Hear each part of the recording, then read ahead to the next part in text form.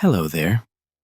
My name is Noah Bennett, and I want to thank you for being here with me tonight. Before we begin, I'd love to know, where in the world are you watching from? A quiet bedroom with the lights low? A peaceful train ride home? A cozy corner where the day is finally loosening its grip? Wherever you are, I hope you're comfortable and ready to settle into something calm and unhurried. If these gentle explorations help you relax, a like and subscribe would mean so much. And to those already subscribed, thank you. Your support keeps this quiet little channel drifting steadily through the cosmos. Please also tap the notification bell so you never miss the next slow voyage into the night. I'll do my best not to make tonight's topic too interesting, though if it happens to keep you awake a little longer, at least you'll drift into the late hours, knowing more about a world where sunlight arrives as nothing more than a faint whisper. There are worse reasons to lose a few minutes of sleep. So, shall we begin? What secrets lie within a planet so distant, so cold, and yet so unexpectedly alive? The universe grows quieter the farther you travel from the sun. Warm light softens into a pale, dusky glow. Entire hours pass before a single ray reaches the outer frontier. And orbiting in that slow, cold darkness is Neptune, a deep blue world shaped by forces far more dramatic than its calm appearance implies. Its winds surge faster than sound across cloud tops the color of twilight, and its atmosphere hides shifting storms that appear and fade like passing thoughts. Heat wells up from deep inside, even though the sun offers almost nothing in return. Rings made of dark, delicate dust circle silently around it, nearly invisible unless the light strikes just right. And moving in a retrograde path as if pulled from another life entirely is Triton. A frozen moon with geysers, mysteries, and perhaps an ocean sealed beneath its crust.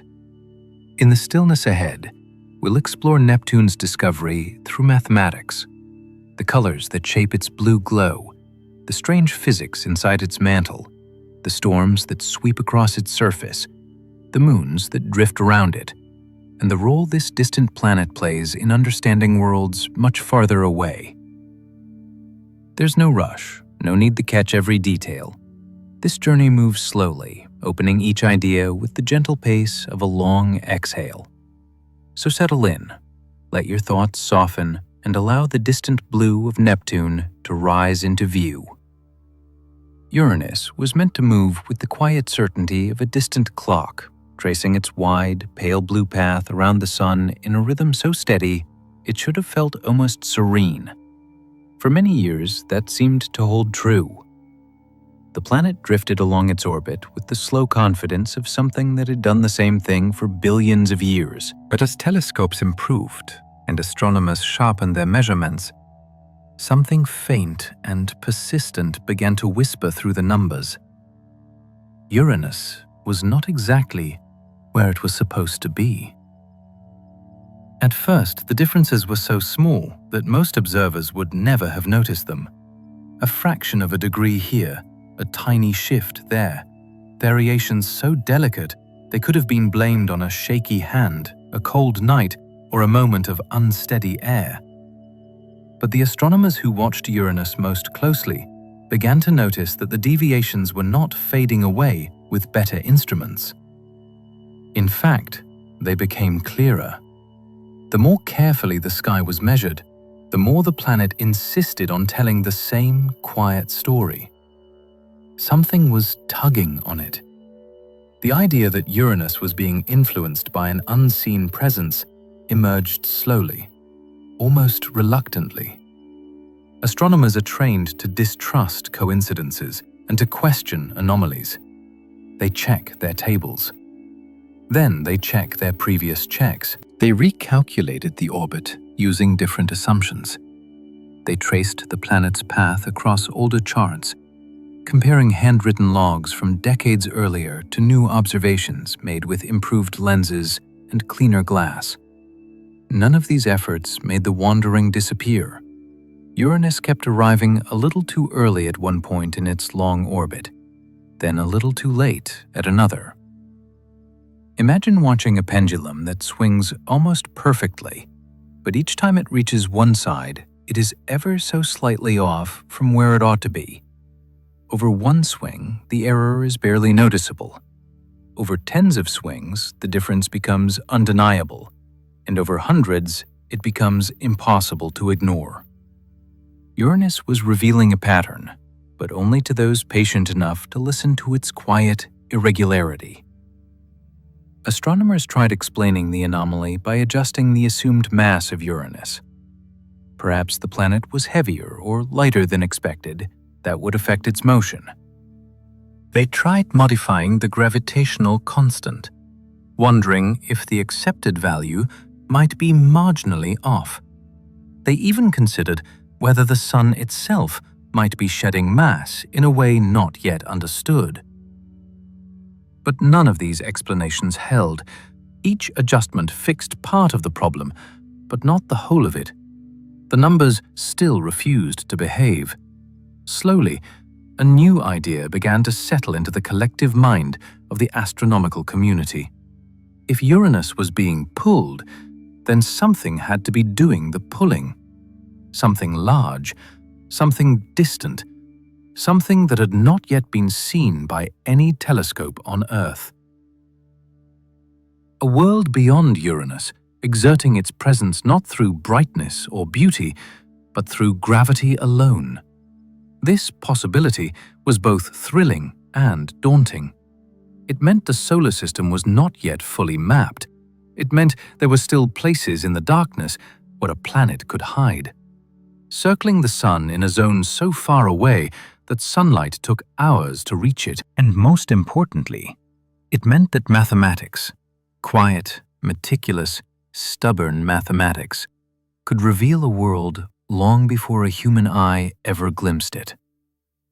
The deviations in Uranus's orbit were not random. They followed a specific waveform, rising and falling over decades, in a pattern that mirrored the imagined position of an unseen companion. The planet seemed to lean slightly outward at moments when the invisible mass was predicted to be ahead of it, and fall slightly inward when the unseen world lagged behind. It was as if Uranus were dancing with a partner hidden behind a curtain, responding to a pull it could not refuse. Plotting the deviations over time revealed a graceful but unmistakable signature, a gravitational fingerprint, a message written not in light, but in motion. And though the telescopes of the early 1800s were good, they were not good enough to see that far. The unknown planet lay deep in the outer cold, far beyond the reach of the lenses of the era. Yet it was there. Its presence felt in the wavering path of Uranus, like an echo heard before the sound itself. Imagine the determination required to follow such a lead. Not a bright spark across the sky, not a sudden discovery, but a trail made of the faintest discrepancies. A planet calling out through mathematics alone. Night after night, astronomers sat in chilly observatories, comparing columns of figures, adjusting angles, recalculating positions, waiting for the universe to yield its secret. Every new measurement sharpened the picture, tightening the margins until the answer became too clear to deny. There is a kind of magic in watching the invisible become real. A world no one had ever seen was announcing its presence through the smallest of gestures, influencing another world's orbit with such delicacy that only the most dedicated observers could catch it. Uranus played the role of a messenger, its soft deviations forming a pathway into the unknown depths beyond. For astronomers working in those years, it must have been extraordinary to realize that they were not just studying Uranus, they were being guided by it. A distant giant was quietly pointing toward an even more distant one. Each anomaly in the orbit was another step along the trail, another clue, another nudge outward into the frontier of the solar system. This subtle drift, this tiny gravitational whisper, carried within it the first hint that Neptune existed at all. Long before its deep blue face was ever seen through a telescope, long before its rings and storms were discovered, long before its name was chosen, Neptune was already shaping the motion of Uranus with a consistency that no amount of recalculating could erase. Its gravity reached across the darkness, leaving a delicate mark on the orbit of a neighboring world, waiting patiently for the moment when human curiosity would follow the trail all the way to its source. In the gentle wandering of Uranus, in the soft discrepancies recorded over decades, the universe was offering a quiet invitation, a signal, a suggestion that there was more out there than anyone had yet imagined. And in time, that invitation would lead directly to the discovery of a world unlike any known before. A deep, distant sphere of blue waiting in the cold. Its presence hidden not in light, but in the elegant language of gravity itself. The drift of Uranus had whispered the presence of something hidden. But whispers alone could not reveal a world. To uncover the source of the mysterious pull, astronomers needed more than careful stargazing. They needed to read the language of gravity itself. And so, on opposite sides of Europe, two mathematicians began to follow the same invisible thread. One was John Couch Adams in England, the other, Urbain Le Verrier in France. They had never met, never exchanged a word, and yet both found themselves confronting the very same riddle. If Uranus was being pulled by an unseen planet, where was that hidden world? Adams approached the mystery with a quiet, unwavering intensity. Gifted with a natural talent for mathematics, he carried the problem with him like a haunting melody that refused to fade. At Cambridge, he sifted through the long tables of Uranus's recorded positions figures, charted over decades by astronomers who had watched the night sky with extraordinary patience. The numbers told him everything he needed to know. When Uranus arrived early, when it arrived late, how far off course it seemed at different points in its orbit. Those changes were subtle, but they were not random. They formed a gentle sway in the planet's motion, like a curtain being tugged from behind by a breeze you cannot see. That breeze, Adams believed, came from a distant world. He began constructing equations that linked Uranus's motion to possible orbits of the unseen planet. If the mysterious body was farther out, its pull would be weaker. If it was heavier, the tug would be stronger. If its orbit was tilted, the effect would shift the deviations one way. If not, they would shift another. Every assumption created a slightly different world. Adams tested each one, adjusting the planet's position, its mass, its distance, its inclination, narrowing the possibilities as though sanding down a piece of wood until it fit smoothly into place. Night after night, he filled page after page, and slowly the possibilities collapsed into a single, elegant answer. The new planet should be found in a very specific region of the sky. Adams sent his prediction to the astronomer Royal, but the communication faltered. The idea seemed too bold, too reliant on theoretical mathematics. In those days, the notion that one could locate a planet without first glimpsing it through a telescope felt almost like a magician's trick. The message was not acted upon. The cosmos was not yet ready to reveal its secret through Adams. But elsewhere, the same secret was beginning to take shape in another mind.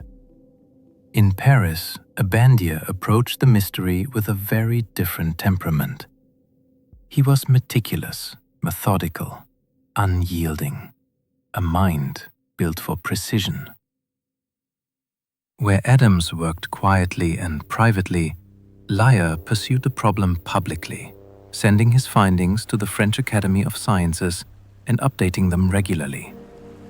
Step by step, he stripped away the possible errors, tightened the equations, and refined the unknown planet's predicted location. He treated the deviations in Uranus's orbit as clues left behind by a celestial visitor, tracing them with the exactness of a scientist dissecting a mathematical heartbeat. To explain the concept, imagine pulling gently on a boat's anchor line. The boat moves just a little, drifting off course. Now imagine that the boat is Uranus, and the anchor line is the gravitational pull of a far-off world. By measuring exactly how the boat shifts, how quickly, how slowly, how often, you can reconstruct the movements of whatever is connected to the other end. You may not see the anchor, but you can chart its presence through the boat's subtle dance. That was the essence of orbital perturbation, and Leverrier mastered it. By the late summer of 1846, he had finished his calculations. He knew where the new planet should be. He knew how bright it ought to appear. He even estimated its distance from the Sun. The confidence of his prediction revealed the depth of his work. This was no tentative suggestion. It was a statement of conviction. The numbers pointed to one slice of the heavens, and Leverrier trusted those numbers completely. On the 23rd of September, he sent his prediction to Jan Galler at the Berlin Observatory. Galler received the letter on the same day it arrived. The sky that night was clear. The telescope stood ready. And so, instead of waiting for confirmation or debating the boldness of the claim, he simply pointed the instrument toward the coordinates Lyell had provided. The task now was not to find a bright, obvious world, but to spot a faint point of light that did not belong. Stars keep their positions. Planets wander.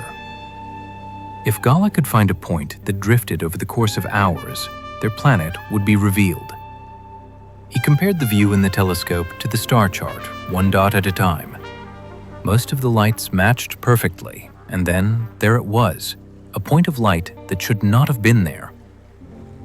A pale, distant glow that did not appear on the map. It was faint, steady, and unmistakably out of place. Galle observed it again later that night. It had shifted. The discovery was immediate, almost shockingly simple, compared to the decades of quiet drift and the months of intense calculation. With a single night's observation, the invisible world stepped out of hiding and confirmed everything the mathematics had suggested. The unknown planet was real. It is difficult to imagine the feeling of that moment. A world beyond the edge of sight had been predicted on paper, summoned into awareness not by the eyes, but by the mind. Before any telescope found it, numbers had already drawn its outline. Equations had already traced its orbit. Gravity itself had already sent its message through the slow drifting of Uranus. Neptune had been discovered through silence, through the gentle pull of one world on another, carried across unimaginable distances until its presence could no longer be ignored. It had been found by listening to the sky, not with the ears, but with mathematics. And when Galle finally saw it, the universe seemed to say what the equations had whispered all along. The hidden world was always there, waiting patiently for someone to follow the clues written into the motion of the planets. Neptune drifts through a realm so distant that the familiar warmth of sunlight becomes almost unrecognizable. While Earth circles the Sun at a distance that fills our days with brightness, Neptune orbits nearly 30 times farther away, wandering through a region where light fades into a soft and silvery glow. If you could stand on some imagined vantage point far above its cloud tops, the sun would appear not as a blazing disk commanding the sky, but as a pale star, bright enough to cast shadows, yet gentle enough that even the sharpest midday never rises beyond a kind of cosmic twilight. The sheer scale of that distance is difficult to grasp. Sunlight that reaches Earth in just over 8 minutes takes more than 4 hours to reach Neptune. By the time those rays arrive, they have thinned, softened, and cooled, stretching across the vast emptiness of space until all that remains is a faint whisper of warmth. Even at what would be local noon, the light would seem muted, as though filtered through a delicate haze. The colors would be subdued, the shadows mild, the sky tinted by the deep blue of the planet's atmosphere. It would feel like standing on the edge of a dream, where everything is real, but softened by distance. In such a remote orbit, Neptune moves slowly. Its path around the Sun is so vast that it takes nearly 165 Earth years to complete a single loop. Generations come and go on our planet, while Neptune is still tracing the same arc through the darkness. When Neptune last returned to the place where it was first seen through a telescope, more than a century had passed since that moment, long enough that the astronomers who discovered it had lived entire lives, while the planet advanced only a fraction of its journey. Time behaves differently out there. It stretches, relaxes, unwinds itself. If Earth's seasons feel stable and cyclical, Neptune's unfold with glacial slowness.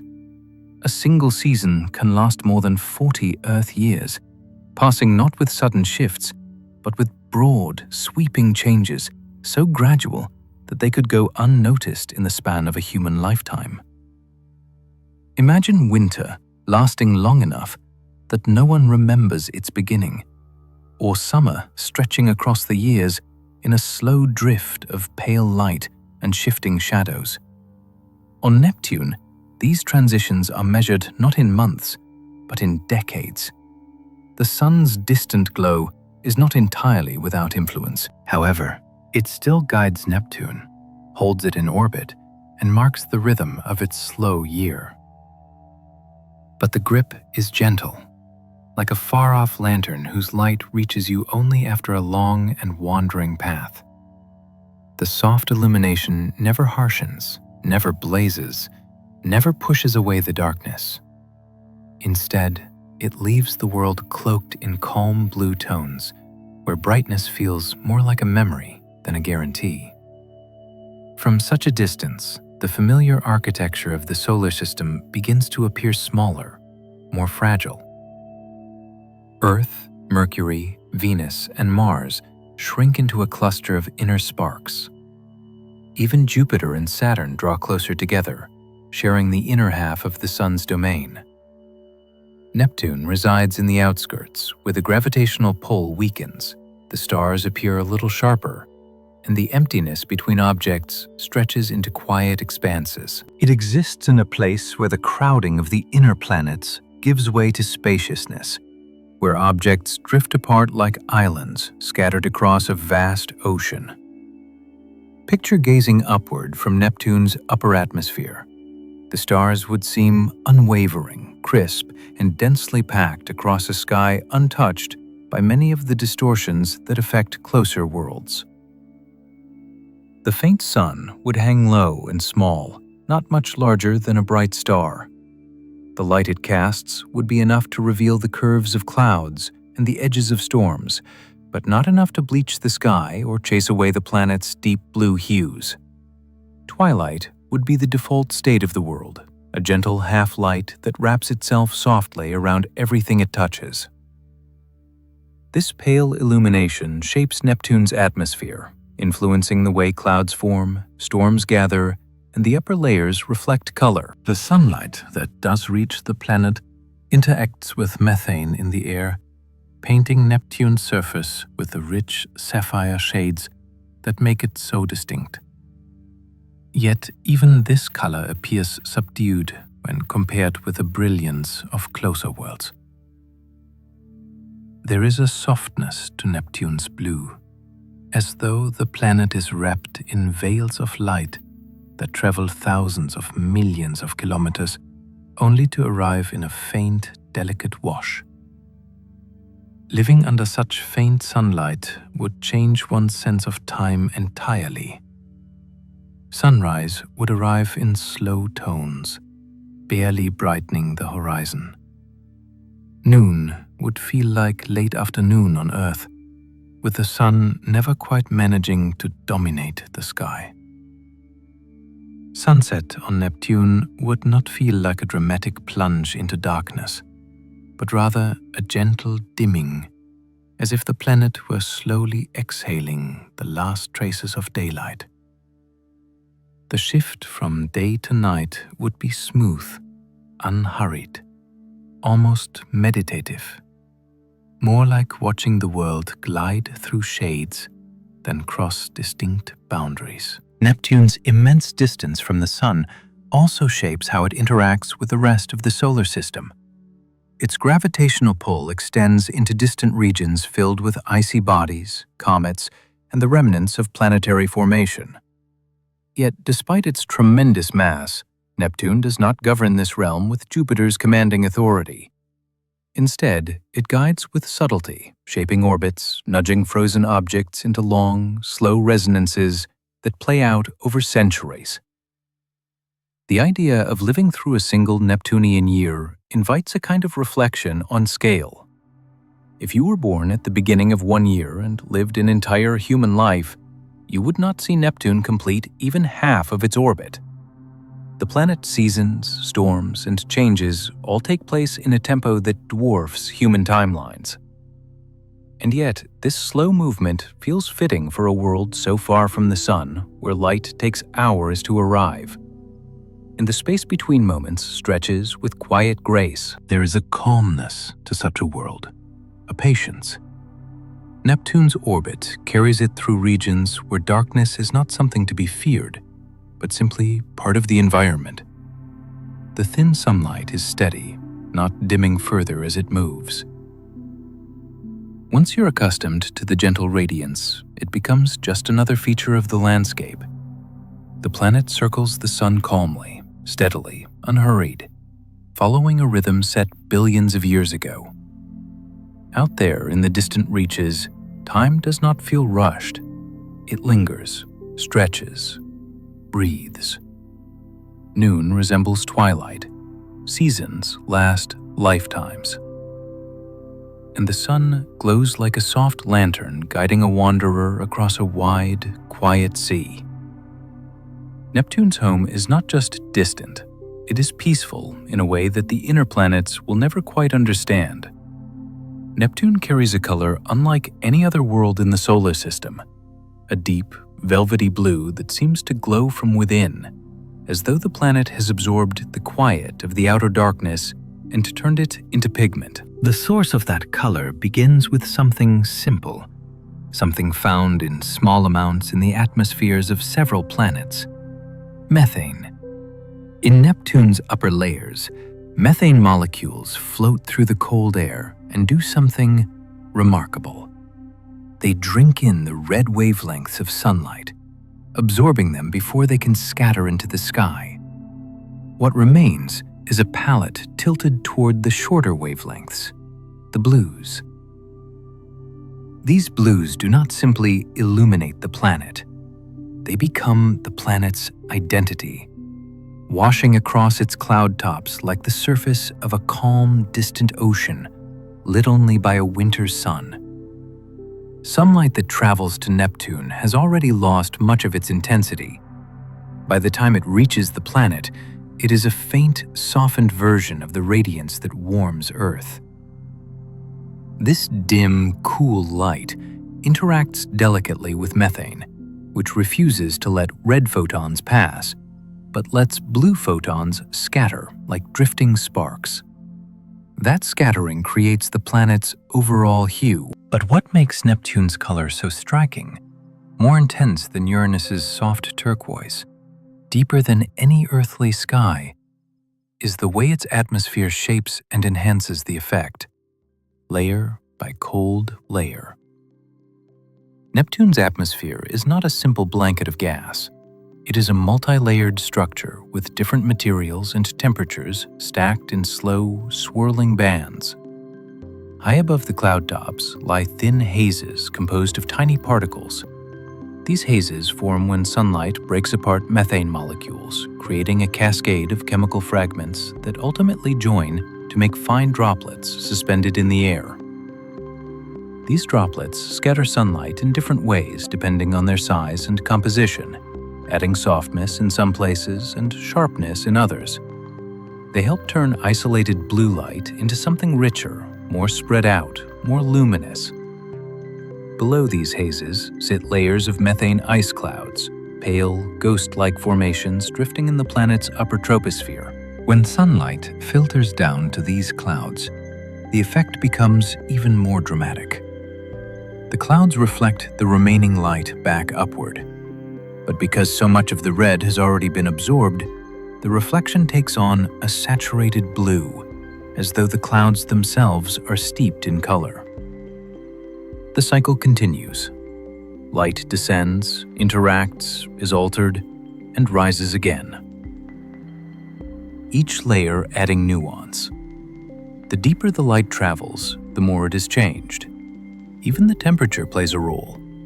Neptune's atmosphere is far colder than Uranus's, and cold temperatures change the way methane ice forms, how hazes clump together, and how particles drift in the air. These subtle differences shape how light moves through the atmosphere. They create regions where blue light deepens into indigo, where sunlight flickers in thin streaks, where the edges of storms glow faintly like buried sapphires. When Neptune's winds carve patterns in the clouds, they reveal shades that shift and darken the way the sea darkens beneath a gathering storm. Yet, despite methane being the key to Neptune's color, it cannot be the entire story. If methane alone were responsible, Neptune and Uranus would share nearly the same hue they do not. Uranus has a lighter, milder turquoise, peaceful, muted, almost pastel. Neptune, by contrast, carries a blue so deep it seems to hold weight. It has a saturation that suggests something more is at work, something hidden. Planetary scientists have wrestled with this difference for years. Both planets contain similar amounts of methane. Both sit in the cold outer regions of the solar system. Both receive faint sunlight that interacts with their atmospheres in broadly similar ways, and yet the colors diverge dramatically. Neptune's blue is darker, more vivid, more intense. This brings the mystery to one of the most intriguing questions in planetary science. Why is Neptune so much richer in color than Uranus? The leading idea is the presence of a chromophore, a pigment or substance capable of absorbing certain wavelength of light and shifting the resulting color toward a more saturated blue. A chromophore does not need to be abundant to have an effect. Even a thin layer of complex hydrocarbons or haze particles can change the balance of wavelengths reflected to space. But the identity of this chromophore remains unknown. Several possibilities have been proposed.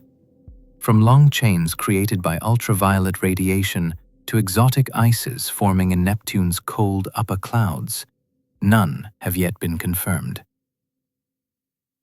The evidence is faint, hidden among the layers of a planet nearly impossible to study up close. Some researchers suggest that Neptune's atmosphere may stir itself more vigorously than Uranus's, mixing deeper materials upward into the upper layers. That mixing could bring trace compounds with it, compounds that darken the blue in subtle but noticeable ways. Others think that Neptune's stronger internal heat may help generate more of the particles responsible for deepening the color. If heat rises from within, carrying chemical byproducts upward, the upper atmosphere could develop a richer, more varied mixture of particles, and therefore a richer shade of blue. The truth may be a combination of these factors, or something entirely different. Until another spacecraft visits Neptune with instruments far more sensitive than those of Voyager 2, the mystery will remain. In the meantime, the unknown pigment stands as a quiet reminder that even familiar chemicals like methane cannot explain everything. Some secrets cling tightly to the cold. The effect of all these processes, the absorption of red light, the scattering of blue, the layering of hazes and clouds, the formation of high-altitude ices, and the possibility of hidden chromophores, produces a world that glows in tones rarely found elsewhere. Neptune's blue is not the bright sky blue of Earth or the gentle turquoise of Uranus. It is deeper, more solemn, more continuous, as though colored by distance itself. The light seems to seep through the atmosphere rather than sit on top of it, shimmering quietly like a sapphire held beneath icy water. Imagine sunlight filtering down through that atmosphere. It would enter the topmost layers, thin and pale, then pass through hazes that soften it into cool strands. Next, it would brush against methane molecules and lose its reds, leaving blues to drift downward. As it reached deeper clouds, it would scatter again, bouncing upward through each layer with a slightly altered hue, until finally it escaped into space and formed the glowing face astronomers see from Earth. Seen from afar, Neptune looks like a world wrapped in stillness, but its color tells a different story. A story of light traveling immense distances, only to be gently reshaped by cold air, tiny particles, and hidden chemistry. A story of wavelengths shifting and scattering until only the shortest, bluest ones survive. And a story of processes so delicate and complex that even now, after decades of study, the full recipe for Neptune's color remains incomplete. What we do know is that Neptune's blue is not an illusion. It is the product of absorption, scattering, chemistry, temperature, and mystery, all woven together into a single, pure tone. And that tone carries the feeling of distance, of a world lit not by brilliance, but by the faint, icy glow of a sun so far away it cannot even cast a true midday. A world where light becomes a whisper, drifting softly through layers of cold blue air. Neptune's atmosphere is a world of layers, each one drifting above the next like sheets of cool blue silk suspended in the distant dark. From afar, it looks smooth, serene, almost simple. But up close, the planet reveals a structure woven from different gases, temperatures, and textures, all interacting quietly under the faint glow of a faraway sun.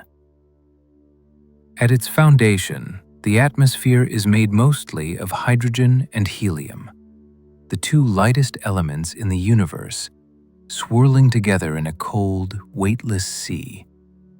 Mixed into this blend is methane, which gives Neptune its characteristic color and shapes the way light moves through the air. But these gases are only the beginning. Higher up, the atmosphere becomes dotted with hazes, fine particles created when sunlight breaks apart methane molecules and rearranges them into new complex forms. The result is a delicate stratification that makes the planet sky far richer and more layered than it first appears. Peer into the uppermost levels of Neptune's atmosphere, and you would find a thin veil of hydrocarbon hazes suspended in the cold.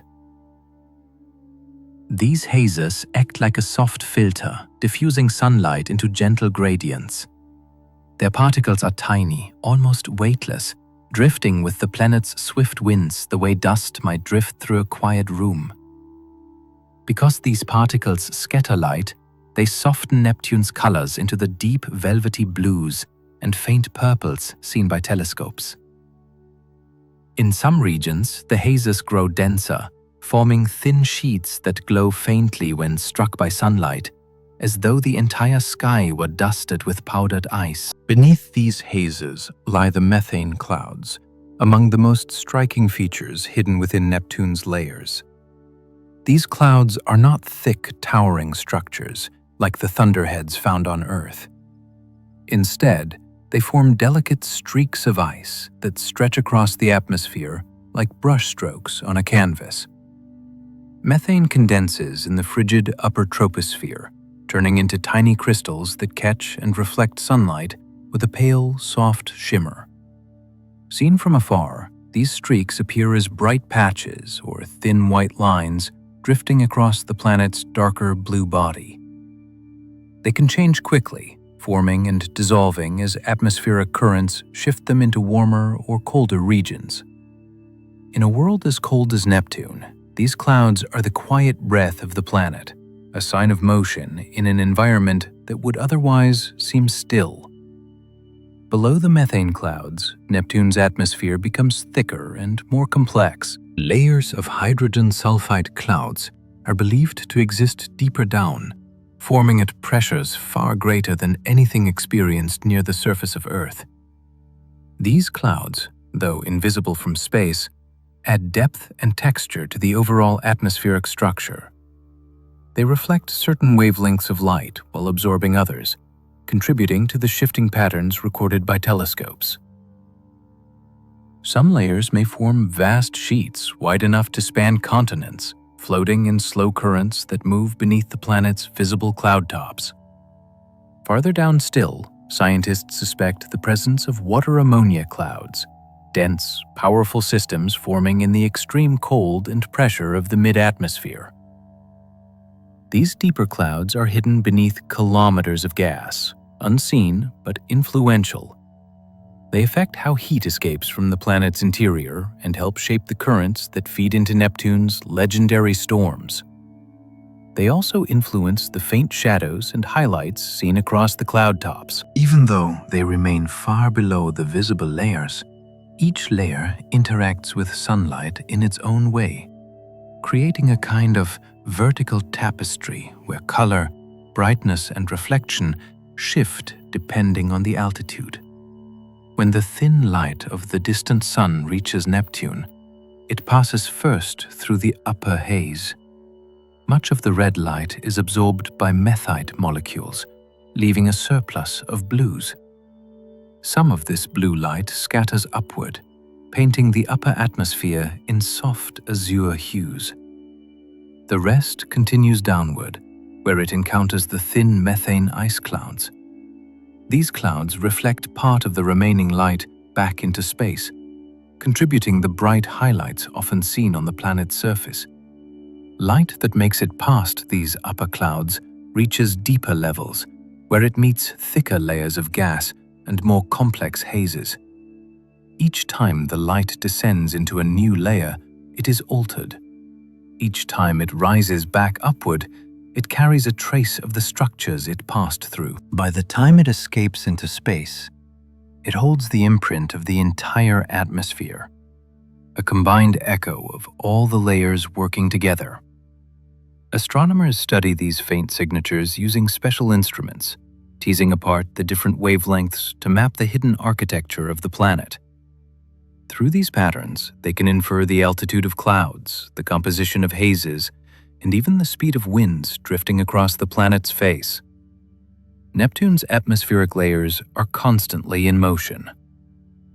Fast currents sweep across the upper levels, carrying methane clouds into new shapes. The winds here are the fastest recorded anywhere in the solar system. But despite their incredible speed, the layer shifts so smoothly that the atmosphere maintains a sense of graceful calm. The vapors stretch, twist, and merge like threads carried along by an unseen river. When storms form deep below, they push upward, disturbing the upper layers in subtle waves that ripple across the cloud tops. These changes create alternating patterns of brightness and shadow, giving Neptune its dynamic and textured appearance. Even the color gradients seen across the planet tell a story. The equatorial regions often appear slightly brighter, a sign that the layers there are thinner or that sunlight is interacting differently with local hazes. The middle latitudes can show deeper shades of blue, suggesting thicker or colder cloud systems. Near the poles, the colors may shift again, influenced by complex circulation patterns that rise and fall like the long breaths of a slow-moving giant. These variations create a world where nothing is uniform, yet everything feels connected. Each layer contributing to a grand atmospheric dance that unfolds at a tranquil pace. Imagine floating through Neptune's upper atmosphere, drifting with the winds that wrap around the planet like soft ribbons. The methane ice clouds would pass beneath you like pale, translucent waves. The hazes above would soften the sunlight into gentle gradients, casting the entire sky in deep, sapphire tones. The deeper layers, though hidden from direct view, would exert a quiet pressure, shaping the patterns you see like distant hands guiding the flow of air. What appears simple from space becomes a mosaic of moving textures, each one shaped by chemistry, temperature, and the faint whisper of sunlight. This layered atmosphere reveals much about Neptune's nature. It is a cold world, but never a still one. It is distant, but far from silent. Its layers shift with a kind of quiet grace that hides the wild winds moving beneath them. And its colors, those deep blues, soft streaks, and gentle gradients, are not merely tricks of light, but reflections of the sky's own architecture. Neptune's atmosphere is not a single layer, but many. A tower of drifting vapors, frozen crystals, and delicate hazes, all combining to create a world that feels both peaceful and profound. As sunlight passes through these layers, it becomes something entirely new. It filters down in pale currents, dances among crystals, softens across veils of haze, and emerges transformed. The atmosphere becomes a lens, a filter, an artist painting with light. And the planet beneath becomes a canvas of shifting blues, glowing softly against the darkness of the outer solar system. Neptune is a world of contradictions, and none is more striking than the way its winds behave. In a region of the solar system where sunlight is as faint as a distant memory, where temperatures fall so low that the air itself becomes sluggish, Neptune somehow hosts some of the fastest winds ever recorded.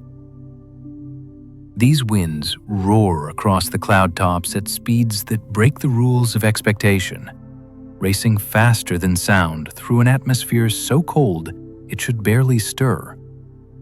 It is as if the planet has learned to hide its wildest forces beneath a face of soft blue calm. From afar, Neptune looks serene, a smooth sphere wrapped in quiet color. But beneath that gentle appearance lies a restless world. Bright storms leap across the surface. Dark vortices swirl like enormous shadows, and thin streaks of white clouds whip past at impossible speeds. The contrast is striking. Deep space is silent and still, yet Neptune's atmosphere churns with turbulent energy. One of the most famous features ever seen on Neptune is the Great Dark Spot, a massive storm first photographed by Voyager 2 in 1989. It stretched nearly the size of Earth, rotating like a giant hurricane carved from shadow. Unlike hurricanes on Earth, which rely on warm oceans as fuel, the Great Dark Spot formed in a place where warmth is scarce. The The storm's dark center suggested a deep vortex spinning so rapidly that clouds were pulled away, revealing darker material from lower layers. Around its edge, bright white clouds formed from methane ice, racing around the vortex like froth around a whirlpool. Near the great dark spot, Voyager 2 also spotted a bright feature nicknamed the scooter cloud. This small, fast-moving cloud zipped across Neptune's atmosphere at such incredible speed that it slid ahead of the larger storm systems, as though the winds beneath it were carrying it on a swift conveyor belt. The cloud moved so quickly that early observers thought it must be an error or a trick of the camera, but it was real. A plume of methane ice caught in winds that would humble the fiercest jet streams on Earth. Even stranger are the bright white methane ice storms that sometimes appear across Neptune's surface. These storms form when pockets of rising gas cool and condense into crystal clouds, creating towering plumes that glow brightly against the planet's deep blue backdrop. Some of these storms have been observed growing rapidly over just a few hours, then shrinking again as quickly as they appeared. They behave like electrical storms without lightning, boiling upward from the deeper atmosphere before dissolving into drifting vapor. They offer glimpses into the powerful forces shaping the planet from below. What fuels these astonishing winds and storms is a mystery that has intrigued scientists for decades. After all, Neptune receives only a tiny fraction of the sunlight that warms Earth. The faint glow that reaches the planet should not be enough to power winds faster than sound. Yet the atmosphere moves with a vigor that dwarfs anything found closer to the sun. To understand why, we have to look deeper than the surface toward the hidden heat rising from within. Neptune emits more than twice the amount of energy it receives from the sun, a sign that the planet is warmed not from above, but from below. Heat left over from the planet's formation, combined with slow gravitational contraction and chemical processes deep inside, rises toward the cloud tops. When this internal warmth encounters the cold outer atmosphere, it sets up powerful circulation patterns that drive winds around the planet. These patterns are strengthened by Neptune's rapid rotation, which creates strong bending in the atmosphere. The combination of rising internal heat and quick spinning creates a playground for extreme winds. Imagine a pot of water on a stove. The bottom is heated, the top is cool, and currents form as the warm water rises and the cool water sinks. Now, imagine that pot being spun, and imagine it on a scale far larger than Earth, with temperatures and pressures that twist the currents into fierce spirals. Neptune behaves something like that, only with gases instead of water, and with layers so deep that light may take hours to penetrate them. The result is an atmosphere divided into broad wind belts, flowing eastward and westward at different latitudes. Where these belts meet, the wind speeds surge. Some winds blow at more than 1,000 kilometers per hour, fast enough to carry clouds around a planet in just a few hours. The air does not merely drift, it sprints. It tears across the sky with a force that seems impossible for a world bathed in dim twilight. And yet, despite the energy rowing beneath the surface, Neptune still manages to look peaceful from afar. The storms and winds are wrapped in layers of haze and cloud that soften their appearance instead of sharp edges and violent contrasts. The planet presents smooth gradients. The storms blur into the surrounding blue, appearing more like brushstrokes than tempests. The calm veneer of the upper atmosphere hides the raw power surging below, creating a world where appearance and reality drift gently apart. The contrast becomes even more apparent when imagining the silence of space from which Neptune is observed. In the vacuum beyond the atmosphere, nothing stirs. The darkness is absolute. There is no sound, no wind, no motion, only stillness. Yet just underneath that quiet exterior, the planet's air whips around with unimaginable force. Winds that would flatten buildings on Earth slip soundlessly around Neptune's circumference, carving patterns in the clouds without ever making a sound. The contrast is soothing in its own strange way, a reminder that intensity does not always appear loud, and that motion can exist in harmony with calm. If you could drift above Neptune's cloud tops, the experience would feel surreal. The deep blue background would stretch beneath you like an endless ocean, broken only by streaks of white methane ice clouds racing across the surface. These clouds would move with a speed that feels almost impossible for such a cold, distant world. Some would trace the rims of dark vortices, spiraling around them like snowflakes caught in a slow-motion whirlwind. Others would skate across the sky like brushstrokes shifting in real time, shaped by currents that never pause. And the winds themselves, despite their ferocity, would not be felt directly. In the thin upper atmosphere, they would slip silently around you, carrying tiny methane crystals that shimmer faintly in the dim sunlight. You might watch a storm glow brighter as a new angle of light catches its edge, then fade again as it drifts behind a band of haze. Everything would move with a rhythm both swift and gentle, an elegant contradiction at the far edge of the solar system. What makes Neptune's winds even more remarkable is how changeable they are. Some storms appear and disappear within months, while others persist for years, wandering across latitudes before fading from view, the great dark spot observed by Voyager. Two vanished by the time the Hubble Space Telescope looked for it again, replaced by a new dark storm in the northern hemisphere. It is as though Neptune breathes storms into existence, then lets them dissolve in the same quiet way they formed. These rapid changes show that Neptune's atmosphere is active and dynamic, responding to internal heat and rotation in complex ways. The storms may rise from deep below where warmth churns the gases, then fall back as the upper layers cool them. Each one tells a small part of the larger story of how the planet redistributes energy from its core to its surface. Watching Neptune is like watching weather on fast forward, sped up not because time moves differently, but because the planet's internal forces are always shifting. For all its contradictions, Neptune's atmosphere remains one of the most mesmerizing environments in the solar system.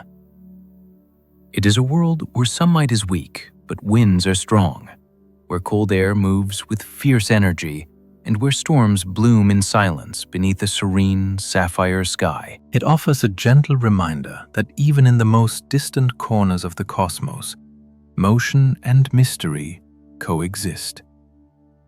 Quiet on the outside, powerful on the inside, always drifting, always changing, always waiting to be understood. Neptune lives far from the sun, drifting in a realm where light grows thin and warmth feels almost impossible. Yet beneath its cold blue exterior, the planet carries a secret. It emits more than twice as much heat as it receives from the distant sunlight. In a place where the sun appears no brighter than a star, Neptune somehow shines from within. That quiet internal warmth shapes nearly everything the planet does, from the speed of its winds to the rise of its storms, as though a faint inner fire were breathing life into an otherwise frozen world. The idea seems almost contradictory. Neptune is the fourth largest planet, a giant ball of gas and ice, wrapped in temperatures so low that methane condenses into crystals and sunlight fades into silver. Nothing about its environment suggests heat. And yet, measurements taken by spacecraft and telescopes have shown that Neptune glows in infrared wavelengths, releasing energy that cannot be explained by the weak sunlight alone. This heat must come from the inside, rising slowly through the atmosphere before leaking out into space. The warmth is not dramatic. It is not enough to melt ice or create blazing hotspots, but it is steady, persistent, a quiet heartbeat inside a distant world. Scientists have proposed several explanations for this subtle glow.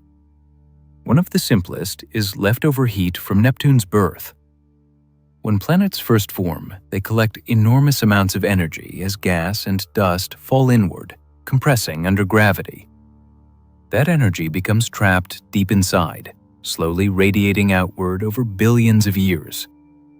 Most planets eventually cool as they age, but Neptune may still be holding on to a portion of that ancient warmth. It is as though the planet remembers the earliest moments of the solar system, keeping a soft ember glowing beneath its stormy clouds.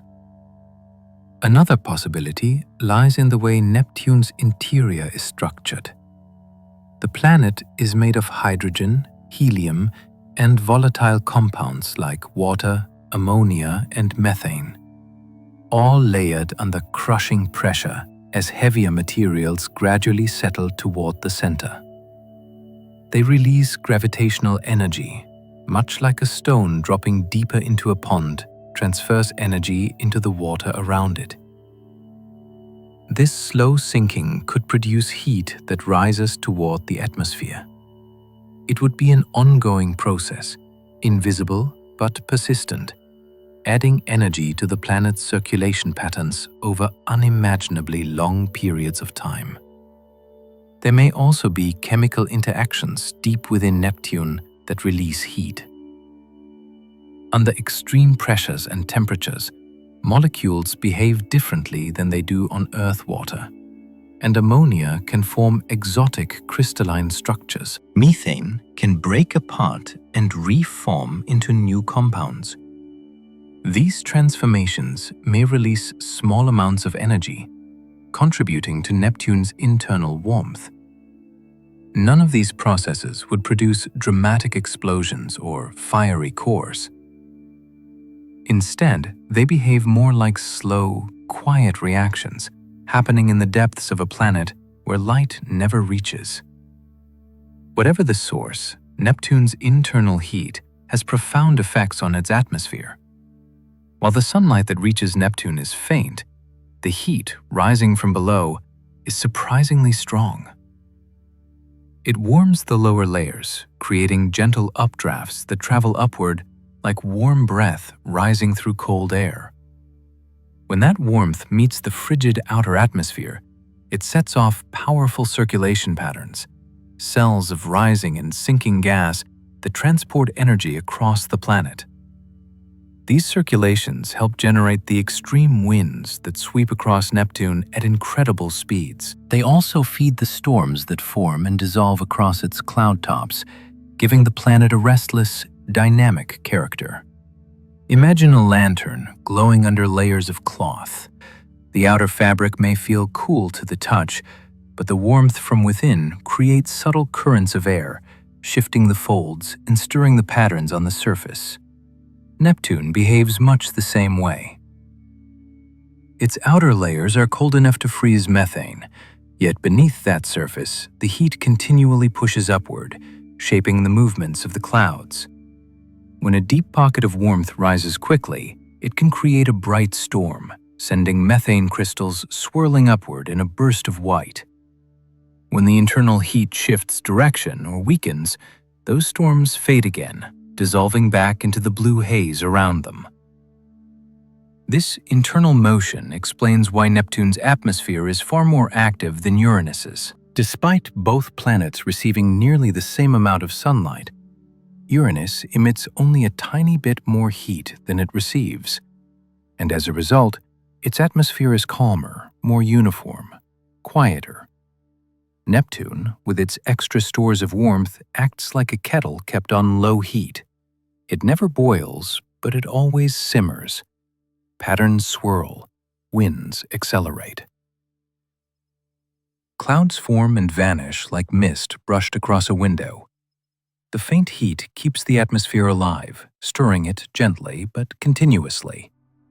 Some researchers believe that this internal heat may even help explain why Neptune's winds break records. When heat escapes unevenly from the planet's interior, it can create powerful differences in pressure. Those differences stretch across huge distances, and because Neptune rotates quickly, the rising and falling air becomes twisted into long, fast-moving jets. These jets encircle the planet, growing stronger as they feed on the temperature contrasts created by the heat. It is a delicate dance between warmth and cold, motion and stillness, played out on a stage where sunlight plays only a minor role. The presence of this internal glow also raises questions about the planet's evolution. If Neptune is still shedding heat after billions of years, it may have cooled more slowly than scientists expected. This could mean that its interior is layered in ways not yet understood, or that heat becomes trapped in deep pockets before escaping upward. It suggests a complex world beneath the clouds, one shaped by processes that are difficult to imagine from the surface of Earth. The outer shell of Neptune may be cold enough to freeze breath instantly, but beneath that shell lies a history written in warmth. There is something soothing about imagining a world warmed from within. Neptune does not shine loudly. It does not blaze with the intensity of a star or burn with molten rock like Earth's core. Instead, it carries a hidden softness, a glow that seeps upward through its layers, gentle and persistent. It keeps the planet breathing, keeps the storms alive, keeps the winds turning endlessly around the globe. It is a reminder that warmth does not always announce itself with brightness. Sometimes it moves quietly, shaping the world in ways that can only be seen through the movement of clouds and the whisper of storms. Picture that inner glow rising toward the surface.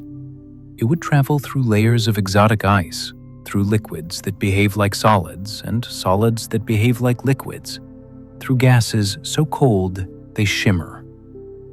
By the time it reaches the cloud tops, the warmth is faint, like the last ember of a dying fire. But even that faintness is enough.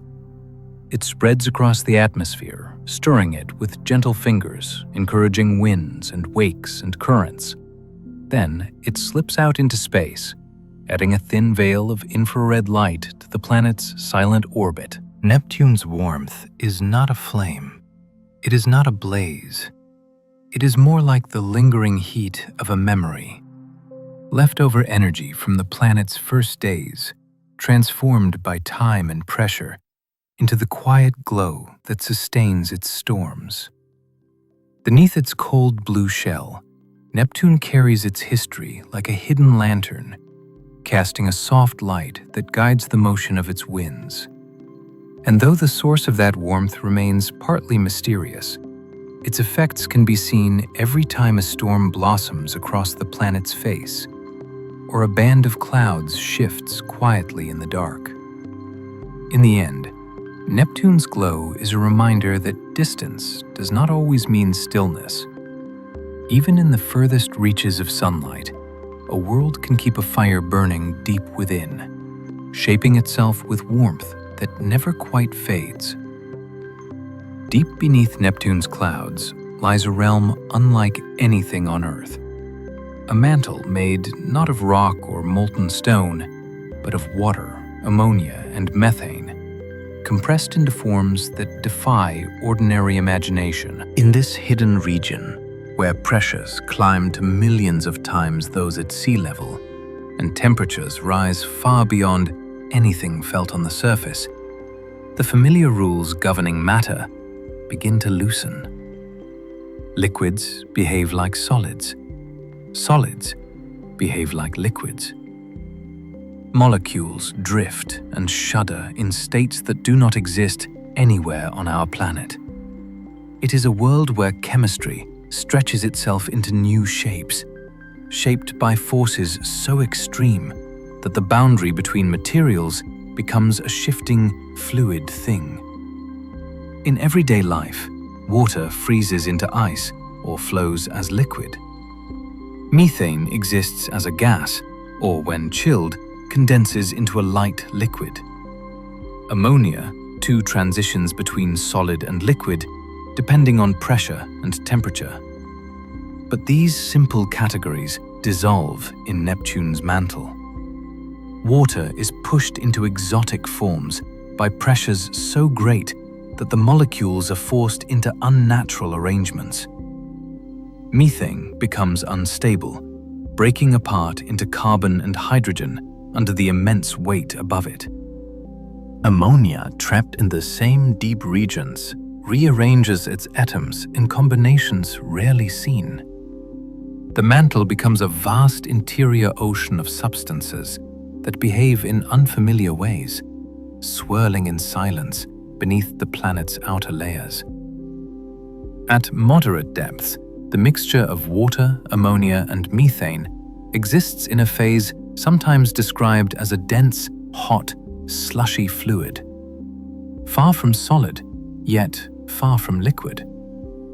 Temperatures in these regions soar to thousands of degrees, hot enough to glow if the material were exposed to space. But the crushing pressure prevents it from evaporating or boiling. Instead, the mixture flows slowly, heavy and luminous, as currents move through it with the weight of something neither fully fluid nor fully frozen. Imagine an ocean sealed beneath a shell where every wave is squeezed by gravity and shaped by heat, moving with a muted, deliberate grace. Deeper still, the conditions become even more extreme, and water begins to transform into something even stranger. Hydrogen atoms, usually bound tightly within the water molecule, begin to drift away under intense pressure. Oxygen atoms remain locked into a rigid lattice, forming a structure that looks like a solid crystal. Yet within that framework, hydrogen atoms move freely, sliding and flowing through the grid like a liquid threaded through stone. This is superionic water, a phase that is neither true ice nor true liquid, but something in between, a glowing, conductive hybrid.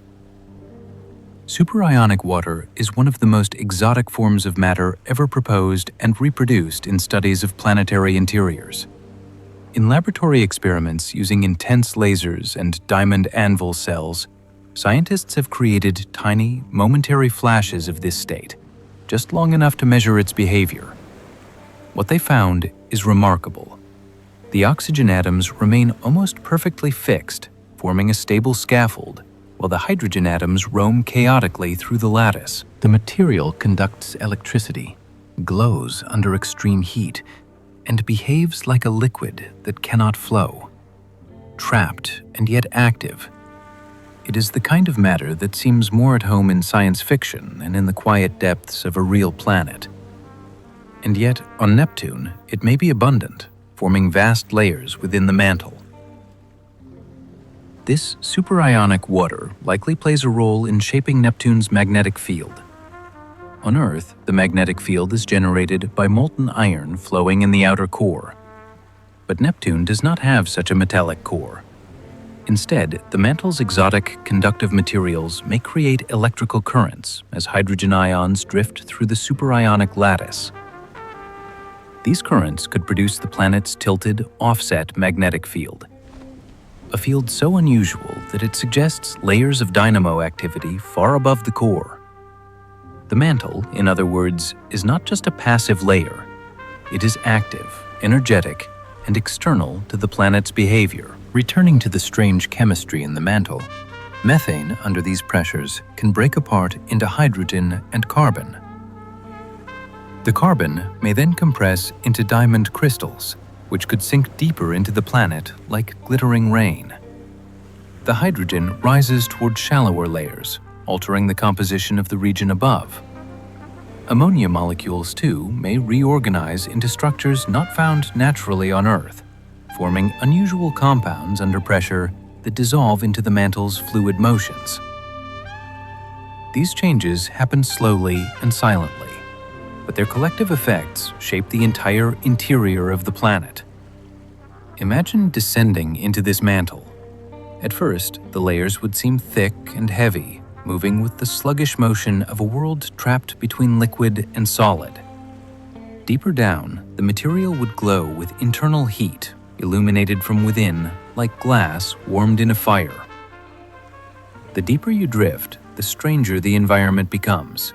Matter stiffens, but still flows. Elements combine in patterns that only intense pressure allows. A vast, dark ocean stretches downward, one that has no waves, no surface, no floor, only gradients of pressure and temperature that transform everything they touch. The silence of this interior world would be profound. There are no cracks or bubbles as on Earth, no shifting crust, no magma chambers bursting into eruptions. Instead, Neptune's mantle evolves with the quiet patience of a planet too distant and too cold for noise. Even the currents that drift through it move slowly, driven by heat rising from the core and the slow descent of materials rearranged by pressure. Each motion is deliberate, as though the whole interior were caught in a long, slow dream. The boundaries between layers blur. At one depth, the mixture may behave like a superheated fluid.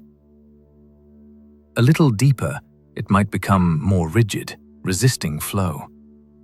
Deeper still, suponic phases begin to dominate, glowing faintly as ions slip through the lattice. The deeper you go, the more the environment becomes a world all its own, governed not by the familiar phases of matter, but by the intense rules of the giant planets. This exotic mantle helps explain why Neptune behaves the way it does. The planet's internal heat, which sustains its storms and drives its fast winds, rises through this swirling interior. The movement of ions within superionic water contributes to the magnetic field twisting and shifting its shape. The chemistry within the mantle determines the composition of gases that eventually reach the atmosphere. Every change within this deep interior sends ripples upward, influencing the cloud tops and storms far above. Despite being inaccessible to direct observation, this mantle remains one of the most fascinating places in the solar system. It shows that water is not always gentle, that methane is not always a simple gas, and that ammonia can become part of something far more complex. Under enough pressure and heat, these substances we know transform into states that feel almost alive, changing shape, releasing energy, guiding currents, and carrying the memory of a planet's formation. There is a calm beauty in imagining these silent oceans of unfamiliar matter. They stretch outward from the core, drifting, glowing, compressing. They move with slow grace, stirred by ancient forces. And though hidden beneath thousands of kilometers of atmosphere, they help define the planet as a whole. Neptune is not just a blue sphere in the cold. It is a world where matter rewrites itself in the darkness, forming layers rich with secrets, each one whispering stories of pressure, heat, and transformation. To understand Neptune fully, one must picture this mantle not as a barrier, but as a vast, dynamic sea. A sea that hums softly with heat, a sea made of exotic materials, a sea whose surface we will never touch, but whose influence reaches all the way to the clouds we see. In that deep and silent ocean, the planet keeps its most remarkable mysteries, held beneath a shell of cold blue, waiting in the dark. Deep beneath Neptune's serene blue clouds, far below the storms and winds that sweep across its surface, there may be rain unlike anything found on Earth. Not rain made of water, nor of methane, nor of ammonia, but rain made of diamonds. Crystals forming in the warm, crushing dark of the planet's vast interior. It sounds like a dream, a story whispered from the edge of imagination. Yet the science behind it is built on pressures and temperatures that reshape molecules into entirely new forms. In the deep mantle, where ordinary rules dissolve, carbon may be pressed so tightly that it crystallizes into diamonds, which then sink slowly toward the core like shimmering stones in an endless sea. To understand how such rain might form, it helps to picture the composition of Neptune. The planet is rich in methane, a molecule made of one carbon atom bonded to 4 hydrogen atoms. Closer to the surface, methane drifts as a gas, contributing to Neptune's blue color. But as you descend deeper into the planet, toward layers where pressures rise to millions of times those at Earth's surface, methane becomes unstable. The enormous weight squeezing down on each molecule forces the atoms into new arrangements. The carbon, once comfortable in its bonds, begins to separate from the hydrogen, like a structure gently breaking apart under strain. Once freed, the carbon atoms find themselves in a world where the pressure is unimaginably high. Under such conditions, carbon cannot remain in its normal forms. Instead, it begins to pack itself into dense, crystalline lattices, the kind seen in diamonds. These diamonds may begin as tiny grains, no larger than dust motes, forming spontaneously throughout the mantle. But as they drift downward, they may compress further, gathering into larger crystals as more carbon accumulates. Over time, entire regions of the mantle could sparkle with forming diamonds. Each piece responding to the intense forces that sculpt them. Scientists studying this possibility cannot travel to Neptune's interior, but they can recreate some of the conditions in laboratories on Earth using devices known as diamond anvil cells, tools that can squeeze materials between 2 small diamond tips. They compress methane and similar compounds to pressures found on giant planets. Powerful lasers heat the samples, creating a brief but intense replica of Neptune's mantle environment. In some of these experiments, after the high pressure and heat are applied, carbon structures form within the sample. These structures are microscopic diamonds. The discovery was remarkable. It showed that the concept of diamond rain was not just speculation, but had a basis in physical reality. Researchers watched the carbon atoms shift, reorganize, and crystallize under conditions they believed mirrored the deep interior of Neptune. It suggested that in the giant planets, this transformation may not only be possible, it may be common. The process begins with the breaking of methane. Under milder conditions, methane is stable, its carbon held tightly in a cage of hydrogen atoms. But when the molecules are crushed under immense force, the bonds stretch beyond their limit. Hydrogen atoms slip away, freed into the surrounding fluid, while carbon atoms are left behind. With the hydrogen gone, the carbon rearranges itself into solid structures. The lattice remains stable even as temperatures soar. What emerges is a new crystal, shaped not by cooling, but by compression. If we imagine descending into Neptune, we might picture the outer layers as drifting clouds, then thicker fumes, then a phase where methane becomes dense and warm. As we go deeper still, the environment becomes a blend of exotic liquids and superioric phases, glowing faintly with internal heat. Eventually, in the darkness where chemical bonds stretch and break, carbon begins its quiet transformation. The crystals form without ceremony, appearing in the dense fluid like sparks frozen in motion. Once formed, the diamonds begin to fall. Gravity pulls them toward the planet's core, a region where pressures grow higher. Still, the diamonds drift downward through the mantle, pulled by weight but slowed by the thick, heavy fluids surrounding them. It is not a rain as we know it. There is no pattering, no droplets, no familiar rhythm. Instead, it would be a slow, silent descent of glittering particles dropping through layers of unfamiliar matter. Some crystals may dissolve again as they enter hotter regions. Others may survive and continue falling, joining larger structures, or settling into a layer where their motion slows. The descent may create a region deep inside Neptune where diamonds accumulate, forming a vast, crystalline interior. Some scientists speculate that layers or clusters of diamond could exist there, compressed into shapes and sizes beyond anything found naturally on Earth. These diamonds would not sparkle. They would rest in complete darkness, warmed only by the planet's internal heat, existing under pressures so immense they change the very nature of matter. Even imagining such a region reminds us how differently materials behave under conditions far beyond anything we encounter on Earth.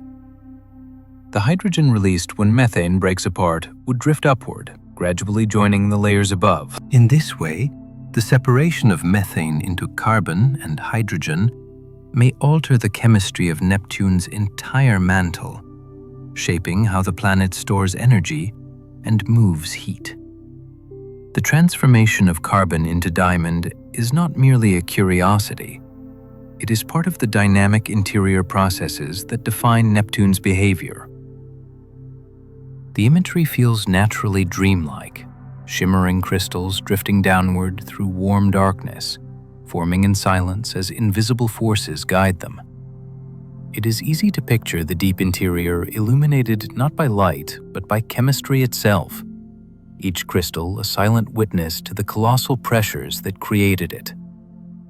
The scene feels distant, almost mythical, yet it is grounded in laboratory measurements and experiments that point toward its truth. This diamond rain may also help explain why Neptune emits so much internal heat. As diamonds form and sink, they release gravitational energy, small amounts from each particle, but immense when multiplied across billions of crystals forming over millions of years.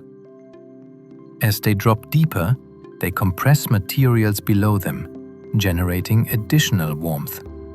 In this view, diamond rain is not merely a beautiful idea. It is part of the planet's internal engine. It may seem strange to think of a planet filled with exotic matter and shimmering precipitation, but Neptune's interior is governed by rules written in pressure and heat. The planet holds on to its secrets behind layers of methane, water, and ammonia, each layer hiding another beneath it. Yet, through experiments and careful modeling, scientists glimpse a world where diamonds fall like snow and where atmospheric chemistry writes stories in the dark. In the distant reaches of the solar system, Neptune reminds us that beauty does not always need light to exist. Deep inside its mantle, where sunlight never reaches, diamonds may form and drift, shaped by forces older than any storm or cloud. They are born in silence, falling through a warm ocean of unfamiliar elements, glowing only in the imagination, yet grounded in physics. It is a quiet wonder hidden beneath a cold blue shell, waiting patiently for understanding to catch up. Far out in the quiet reaches of the solar system, Neptune carries a magnetic field unlike anything close to home. Instead of being neatly aligned with its rotation or centered within the planet, Neptune's magnetic field is dramatically tilted and strangely shifted, as though the entire structure were drifting through the planet, rather than anchored at its core, while Earth's magnetic field emerges from deep within a molten, rotating iron core, spreading outward in a predictable pattern. Neptune seems to arise from somewhere in its mantle, off-center, angled, and weaving through the atmosphere in a way that defies simple symmetry. It is as if a bundle of invisible threads has been wrapped around the planet at a crooked angle, twisting and bending in ways that seem both chaotic and strangely graceful. On Earth, the magnetic poles sit roughly opposite each other, close to the axis around which the planet spins. This alignment creates a magnetic field that is relatively stable, forming a familiar doorbell shape: a North Pole, a South Pole, and lines of force looping outward in a smooth, symmetrical pattern. Compasses work because of this neat alignment. Auroras occur near the poles because solar particles spiral down along predictable magnetic pathways. Everything feels orderly, as though the magnetic field follows a well-practiced routine. Neptune tells a different story. Its magnetic pole is neither near the geographic pole nor centered within the planet. Instead, the magnetic axis is tilted by almost half a right angle from the rotation axis, creating a field that seems to wobble, twist, and drift as the planet spins. Even more curiously, the magnetic field is offset from the planet's center by a substantial fraction of the planet's radius. Imagine holding a bar magnet not in the middle of a globe, but closer to the surface, and then tilting it sharply. The result would be a field that flares out unevenly, stronger in some regions, weaker in others, and constantly shifting as the world turns. This off-center structure means that Neptune's magnetic environment is constantly changing. As the planet rotates, the tilted magnetic field sweeps around like a lighthouse beam, creating zones where the magnetic influence intensifies and others where it fades. Charged particles caught in this shifting field dance in irregular patterns, spiraling in ways that depend on the planet's rotation and the geometry of the field at any given moment. It is a magnetic ballet that never repeats the same steps twice. One of the most striking consequences of Neptune's unusual magnetic field is the nature of its auroras. On Earth, auroras cluster around the poles, forming circular rings of shimmering light. They appear where the magnetic field guides solar particles downward into the atmosphere. But on Neptune, the auroras do not sit neatly near the poles. They can appear at unexpected latitudes, drifting across regions where the magnetic field happens to funnel charged particles. Some auroras may shine far from where intuition suggests, glowing faintly under the dim light of the distant sun. Because the planet's magnetic field is so offset and so sharply tilted, these auroras can behave in ways that seem unpredictable, appearing not as steady halos, but as irregular glimmers stitched into the planet's thin upper atmosphere. The origin of this magnetic peculiarity lies deep inside Neptune itself. Unlike Earth, Neptune does not have a large, molten iron core acting as a dynamo. Instead, the magnetic field likely arises in a shell of electrically conductive fluid in the mantle, possibly a layer of superionic water, ionic fluid made of water, ammonia, and methane. In this environment, hydrogen ions move freely through a rigid oxygen lattice or complex chemical mixture, creating the currents needed to generate a magnetic field. But because this layer is not centered or uniform, the field produced is skewed, twisted, and offset. Imagine trying to weave a basket while spinning it at the same time and sliding the weaving point farther off-center. The resulting pattern would be intricate, asymmetrical, and full of unexpected curves. Neptune's magnetic field is woven in a similarly off-balance way, creating a tapestry of invisible lines looping around the planet in shapes that seem whimsical compared to Earth's ordered geometry. These threads of magnetism extend far into space, forming a magnetosphere that fluctuates with the flow of solar wind.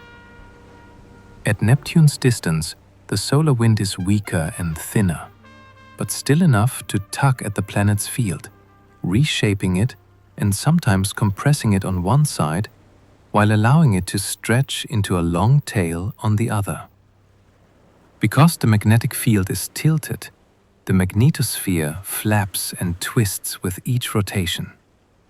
If someone were watching it from a distance, it would resemble a giant shimmering bubble being rhythmically squeezed and stretched, gently rippling like a sheet of silk caught in a slow breeze. The magnetic field also affects how particles move within Neptune's atmosphere. Charged particles trapped in the field can follow looping paths, spiraling through regions where the magnetic intensity rises or dips. These movements can generate faint glows, radio emissions, and subtle changes in atmospheric chemistry. Earth experiences similar effects, but Neptune's off-center field makes the patterns more complicated, like tracing lines in a sculpture that shifts shape as you walk around it. For spacecraft that have flown near Neptune, the magnetic field offered both fascination and challenge. Voyager 2, the only mission to visit Neptune up close, detected the strange tilt and offset during its flyby in 1989. Instruments aboard the spacecraft recorded rapid changes in magnetic orientation as the planet rotated, confirming that the field was not only unusual, but actively dynamic. The discovery suggested that Neptune's interior was far more complex and fluid than scientists had imagined, a deep, restless ocean of conductive materials generating a field that pulsed with each turn of the planet. Despite its strangeness, Neptune's magnetic field fits the essence of the planet itself. Neptune is a world of contrasts, calm blue on the outside, turbulent within. Faint sunlight above, rising heat below. Serene colors masking fierce winds, and a distant orbit wrapped around a heart that still holds warmth. Its magnetic field matches this duality, peaceful from afar, yet full of hidden complexity, twisting and offset like a thread pulled gently out of place, but still part of the larger fabric. If someone could visualize Neptune's magnetic field directly, they might imagine luminous ribbons spiraling around the planet. Some would twist close to the surface, curling like delicate fibers. Others would stretch far into space, forming arcs that bend with the flow of the solar wind. As the planet turns, these threads would shift, braid, separate, and rejoin, creating a pattern that never stops moving. In the quiet of deep space, this invisible weaving would remain unseen, yet it would shape everything from auroras to atmospheric currents. What makes Neptune's magnetic field so captivating is that it refuses to sit neatly within the categories we understand. It is neither symmetrical nor stable in the way Earth's is, and yet it is not chaotic in the sense of randomness. Instead, it follows rules written by pressures, temperatures, and motions deep within the planet. Rules that produce beauty through imbalance. The field's tilt and offset become part of Neptune's identity, reminding us that worlds far from the Sun follow their own logic. In the end, the magnetic field of Neptune is an elegant puzzle composed of invisible forces, a network of lines twisting in calm, graceful arcs around a planet wrapped in blue. It glows softly with auroras where no auroras should be. It shifts and leans much like a lantern carried slightly off-center. And beneath it all, hidden in the mantle's exotic materials, the currents of the planet flow, weaving a field that circles Neptune with quiet persistence. Always moving, always changing, always keeping its secret slightly out of reach. Neptune's rings are some of the most delicate structures in the solar system. Thin ribbons of dust and dark material drifting quietly around a distant blue world. Unlike the bright, icy rings of Saturn, Neptune's are faint, subtle, and easy to miss, even when telescopes know exactly where to look.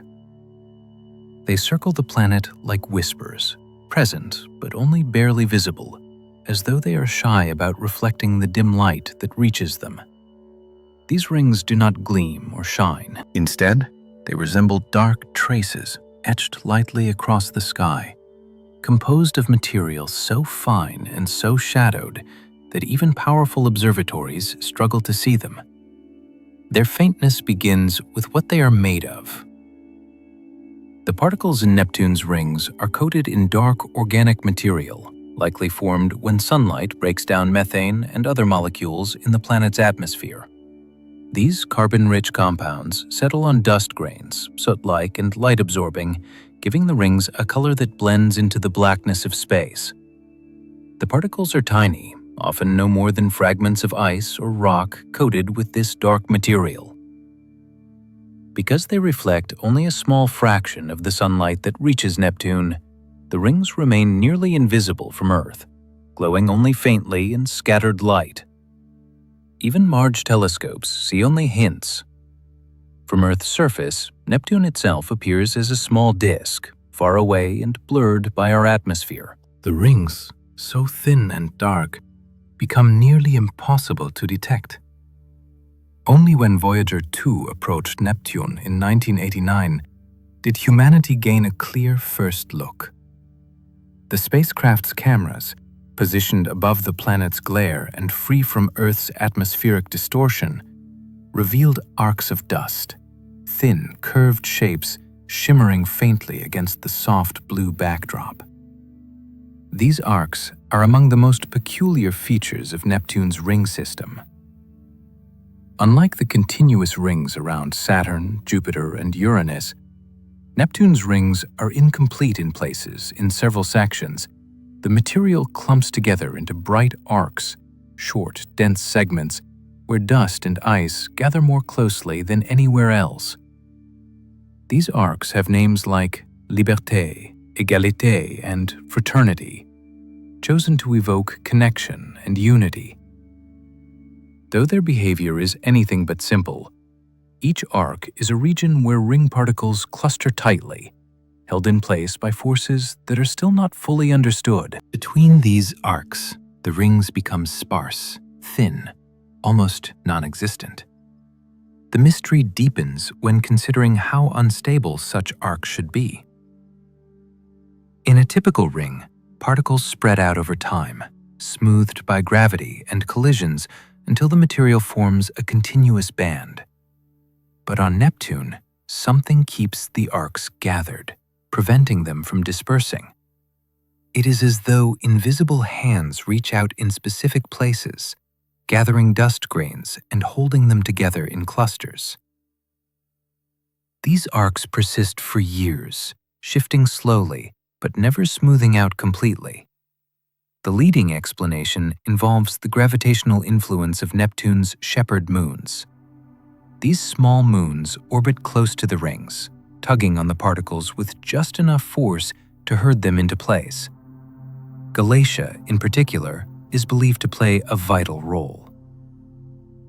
It circles the planet just inside the Adam's ring, one of Neptune's outermost rings, and its gravitational pull nudges the ring particles in a repeating pattern. Like a shepherd guiding a flock, the moon's influence encourages the dust to gather, helping maintain the arcs against the natural tendency to spread.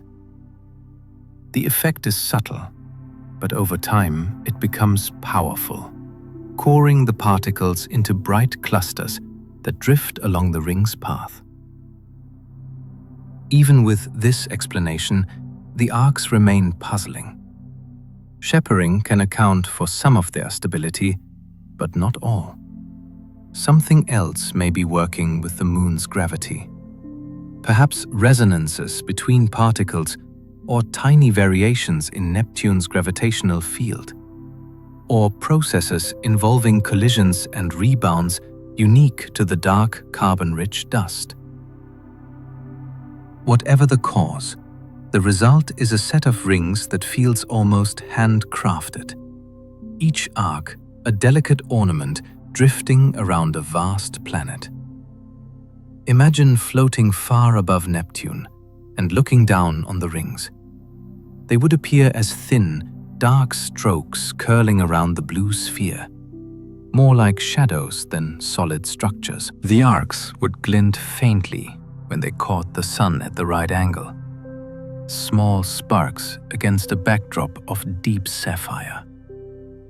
The rings would not overwhelm or dazzle. They would invite quiet attention. Their beauty comes not from brightness, but from subtlety, the kind that rewards patience, revealing itself slowly. The rings are not uniform either. Some are broader, others narrow. Some contain more dust, while others consist mainly of icy fragments. Each ring tells a story about the planet's past, about collisions, captured objects, and the gradual grinding of material into fine particles. The darker material suggests that the rings may not be ancient. Dark dust tends to absorb sunlight and break apart over time, meaning the rings might be young, constantly replenished by the slow erosion of shepherd moons, or by material thrown from their surfaces when struck by micrometeorites. The interplay between the rings and the moons is delicate. As the moons move, they tug gently on the rings. As the rings shift, they tug back. The result is a dance of gravitational influence playing out over thousands of kilometers. These forces shape the arcs, define the ring's edges, and keep the entire structure bound together despite the planet's strong winds and dynamic atmosphere. What makes Neptune's rings particularly captivating is how they complement the planet's personality. Neptune is a world of subtlety, its storms hidden beneath layers, its heat rising quietly from within, its magnetic field leaning off-center. The rings match this quiet complexity. They do not shout their presence across the solar system the way Saturn's do. Instead, they trace the planet with delicate, understated lines, barely visible yet deeply significant in the story of Neptune's structure and history. In the dim light reaching Neptune, the rings likely appear ethereal. If someone were floating nearby, the sunlight would filter through the dust like faint smoke. The arcs would shimmer softly, their particles glinting like a handful of dark sand scattered through starlight.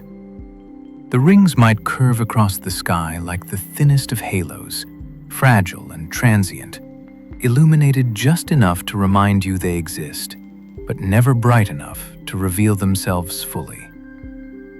Seen up close, the shepherd moons would drift alongside the rings, tiny silhouettes against the vastness of the planet behind them. Their gravity would gently guide the ring particles, nudging them into place with motions so slight they would be impossible to notice moment by moment.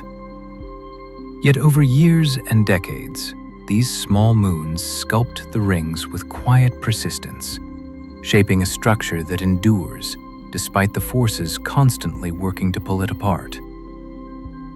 Neptune's rings are a testament to subtle beauty. They remind us that not every wonder in the universe announces itself with brilliance or noise.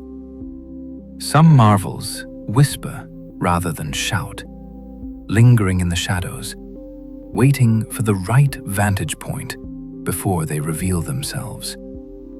The faint, dusty bands around Neptune are not meant to dazzle. They are quiet wonders, made visible only to those who know how to look.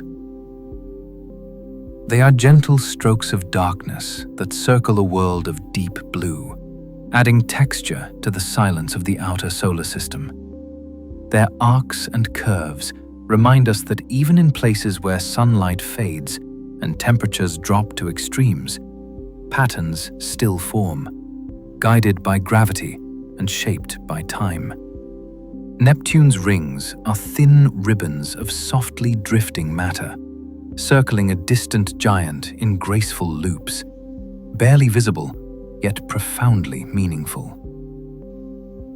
Threads of darkness woven around a world of shifting blue.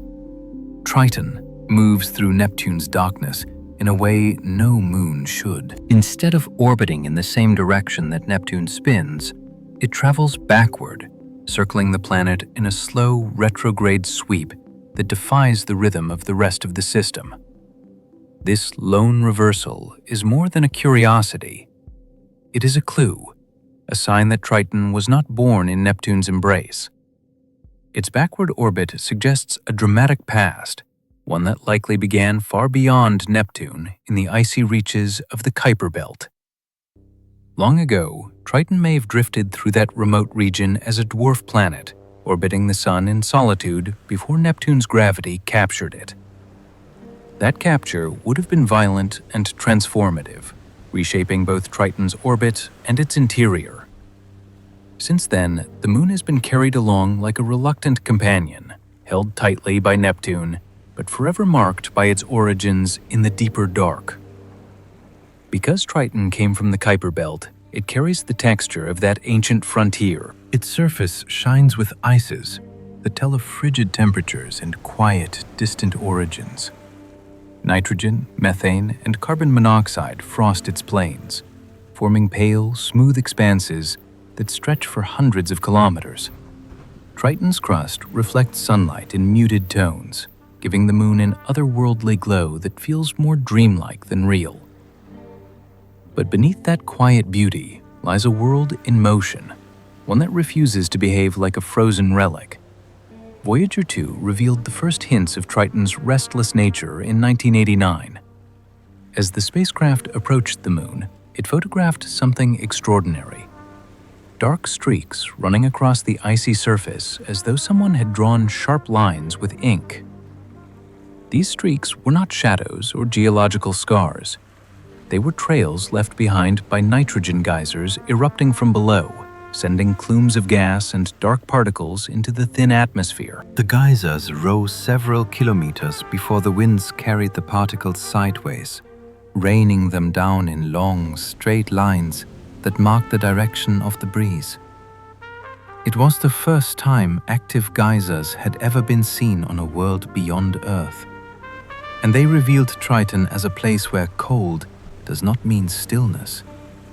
These eruptions happen because sunlight, faint as it is at Neptune's distance, warms Triton's surface just enough to trigger change. Beneath the thin layer of frost, nitrogen ice can trap heat. When that heat builds to a critical point, the nitrogen transforms rapidly into gas, pushing upward until it breaks through the surface.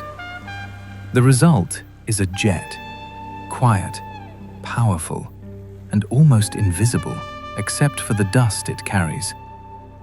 These geysers sculpt Triton's landscape, smoothing plains and leaving trails that stretch straight and crisp across the Moon's bright surface.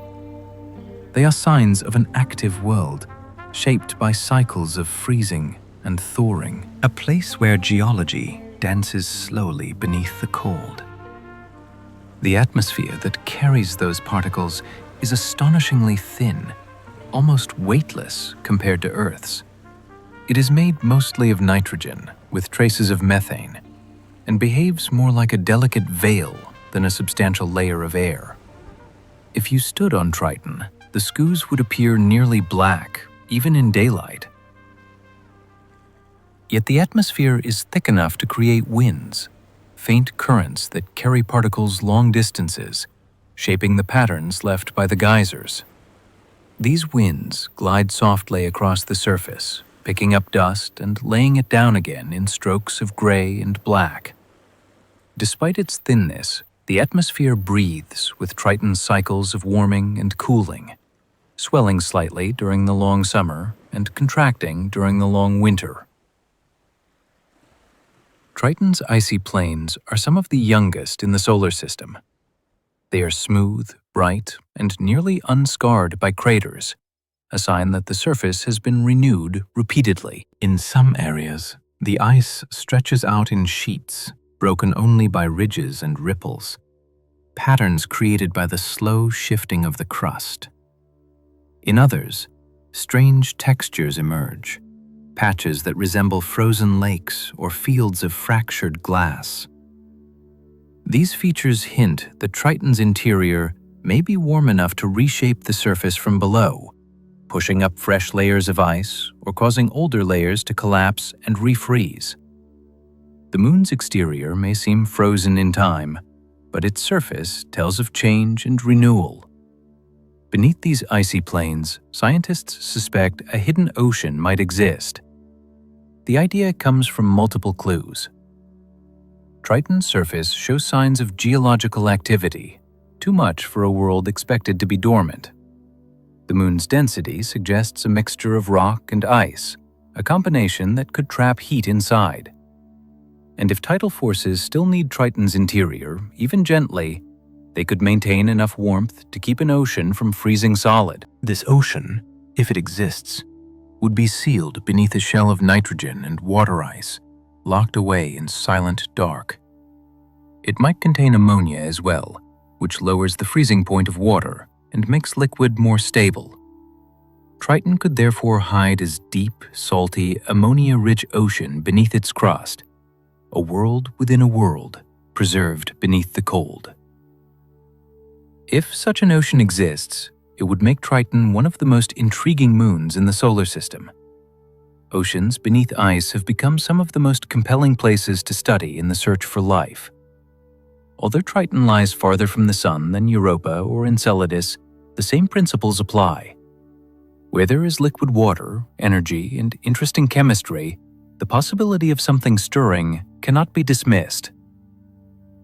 Even if the ocean is lifeless, its presence would transform our understanding of Triton, showing that even in the distant dark, warmth and motion persist. Triton also has mountains and cliffs carved from ice rather than rock. Some ridges rise like frozen waves. Some plains resemble sheets of wind-polished glass. Others show signs of being resurfaced by cryovolcanism. Volcanoes that erupt freezing fluids instead of molten rock. On a world where nitrogen geysers pierce the surface, the idea of icy volcanoes becomes almost expected. These cryovolcanoes may release slushy mixtures of water, ammonia, and other volatiles, which then refreeze into smooth plains. The landscape becomes a record of cold eruptions preserved in patterns and textures that tell stories of deep interior motion. Triton's retrograde orbit adds another layer of intrigue. A moon captured from the Kuiper Belt would have entered Neptune's gravitational field with tremendous energy. To settle into a stable orbit, Triton must have lost that energy somehow, perhaps through interactions with another moon or through tidal forces that heated and reshaped its interior. This capture likely disrupted Neptune's original moon system, scattering or destroying earlier companions. Triton's presence may be the reason Neptune's largest moons are relatively small. The moon that once wandered the Kuiper Belt now moves in a path that rewrites the history of its adopted home. If one were to drift above Triton's surface, the experience would feel serene and haunting. The horizon would be sharp and pale, the sky nearly black. Even during the day, frost would stretch across the plains, reflecting the faint sunlight in soft, powdery tones. In the distance, a plume of nitrogen might rise, silent and shimmering, before bending sideways in a gentle arc. The pattern it leaves on the surface would be a long, ruler-straight line of dark dust. Each texture would tell a story of heat building beneath the crust, of pressures rising, of ancient materials shifting.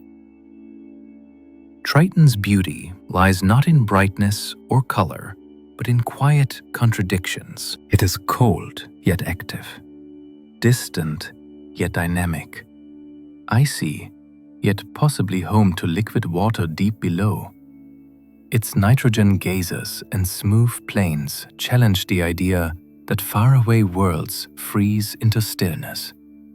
Instead, Triton reveals a truth shared by many moons in the outer solar system, where gravity, chemistry, and time come together.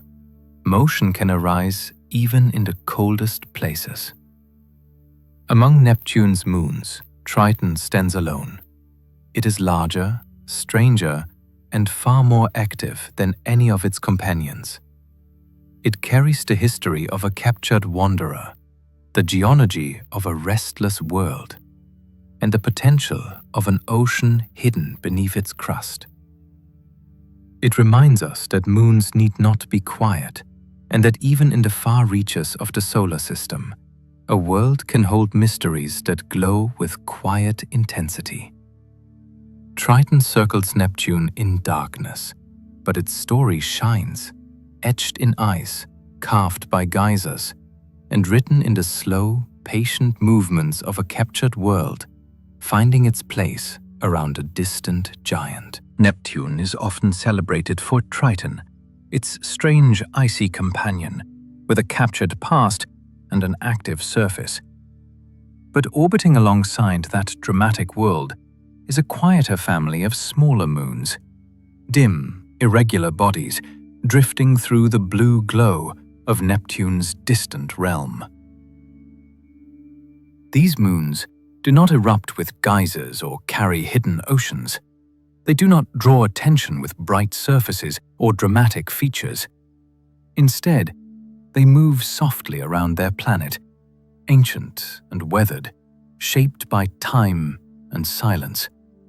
Their stories are written in craters, shadows, and gentle motions, contributing to the quiet complexity that surrounds Neptune.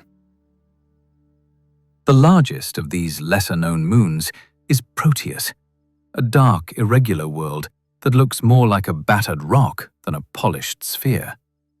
Unlike round moons shaped by their own gravity, Proteus never became smooth enough to pull itself into a perfect form. Its surface is jagged and angular, carved by impacts that occurred over billions of years. Craters overlap like scars, each telling of collisions with stray debris drifting through the outer solar system. Because Proteus reflects only a small fraction of the light that reaches it, it appears as a shadowy object, dark gray, almost charcoal in tone, circling Neptune like a quiet sentinel. For such a large moon, it remains surprisingly unobtrusive, hiding its rough shape in the pale twilight cast by the distant sun. Farther out lies Nereid, a moon with a personality shaped by one of the most eccentric orbits in the entire solar system. Instead of a near-perfect circle, Nereid follows a path that stretches dramatically into space before swooping down close to Neptune again. This elongated orbit suggests that Nereid may have been disturbed long ago. Perhaps when Triton was captured, whatever its history, the result is a moon that experiences enormous variations in distance from Neptune, moving from far away to relatively close over the course of one long loop. Its surface is ancient, covered in craters that hint at a long life spent far from warmth or geological activity. When sunlight reaches Nereid, it illuminates a frozen, pitted landscape that has changed little for billions of years, preserved in the quiet grip of extreme cold.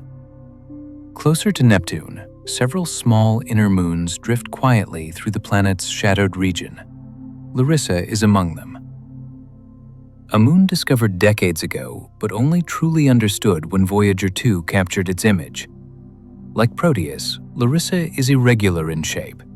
Formed from material that likely accreted around Neptune long ago, its surface is marked by shallow craters and dark patches, giving it a weathered appearance that speaks of ancient collisions.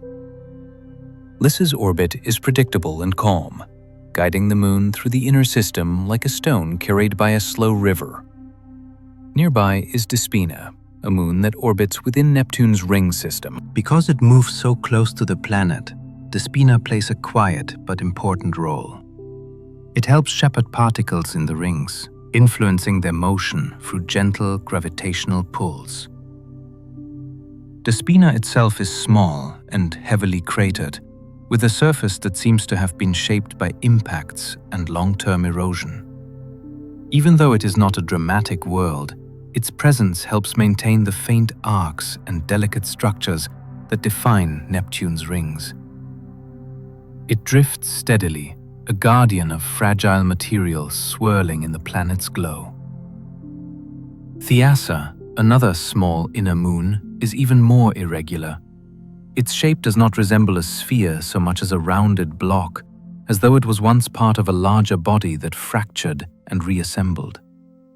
The surface is pocked and uneven, reflecting a long past without geological renewal.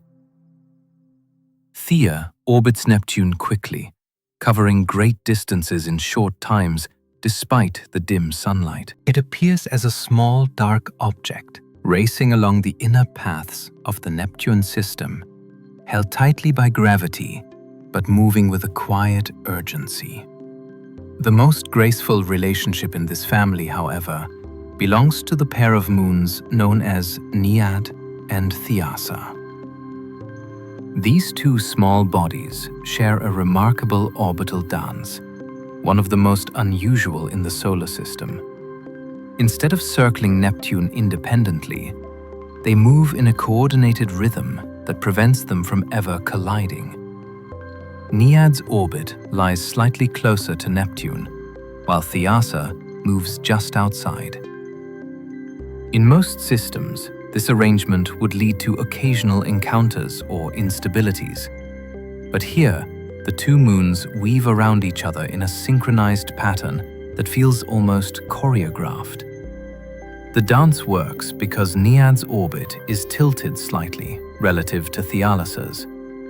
Every time Nead passes Thiassa, it does so from above or below, slipping past in a motion that resembles two threads crossing without tangling. Nead completes a revolution more quickly. But the timing is so precise that whenever the two moons approach one another, Nead is shifted in altitude, either higher or lower, so the two never meet. They glide along their paths like partners in a cosmic waltz, tracing curves that remain locked together by gravity's patient pull. This orbital pattern is called a resonant configuration. And in Neptune's system, it forms something rare, a moving sculpture of motion and distance, a silent ballet performed in the dark. Nead passes Thalassa every few hours, but always in such a way that the two remain separated, following paths that never intersect. If someone could observe them from a platform above their orbits, the motion would look like a gentle weaving. Nead would appear to bob up and down relative to Thiassa, shifting with each pass, while Thiassa holds a steady course. The effect is calming, almost hypnotic, as though the moons are breathing in unison. These smaller moons, though often overlooked, contribute to Neptune's story in meaningful ways. Their gravitational interactions help maintain the stability of the inner system. Their dark surfaces and irregular shapes offer clues about the environment in which they formed. Their quiet motions complement the more dramatic features of Neptune's atmosphere, adding a sense of balance to the planet's complex world. They also highlight the diversity of moons in the outer solar system. Some are captured worlds with active surfaces, others are frozen relics with no internal motion. Still others play roles as shepherds and guides, maintaining ring structures or participating in resonances that shape their paths.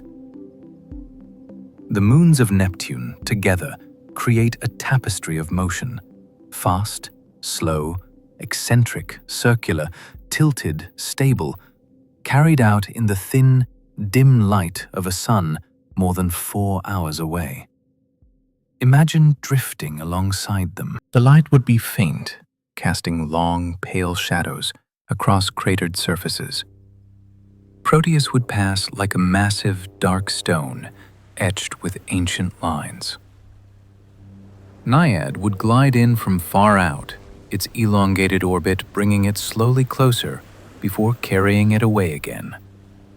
Lys and Despina would move quickly, tracing arcs of darkness near the rings. The Asa would slip by like a rounded shard, and just above or below it, Naiad would float past with perfect timing, their paths never touching, their motions intertwined. Together they form a quiet family, companions to a giant circling silently through the cold and distance. They do not shine brightly, but their presence adds depth to Neptune's world. They create harmony among the rings, balance among the orbits, and a sense of gentle motion that complements the planet's turbulent atmosphere.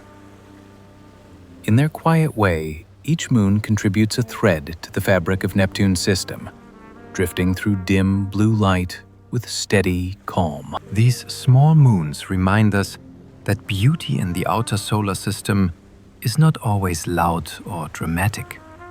Sometimes it is found in the soft shadows of cratered surfaces, in the precise steps of orbital dances, and in the unspoken companionship of worlds moving peacefully around a distant planet.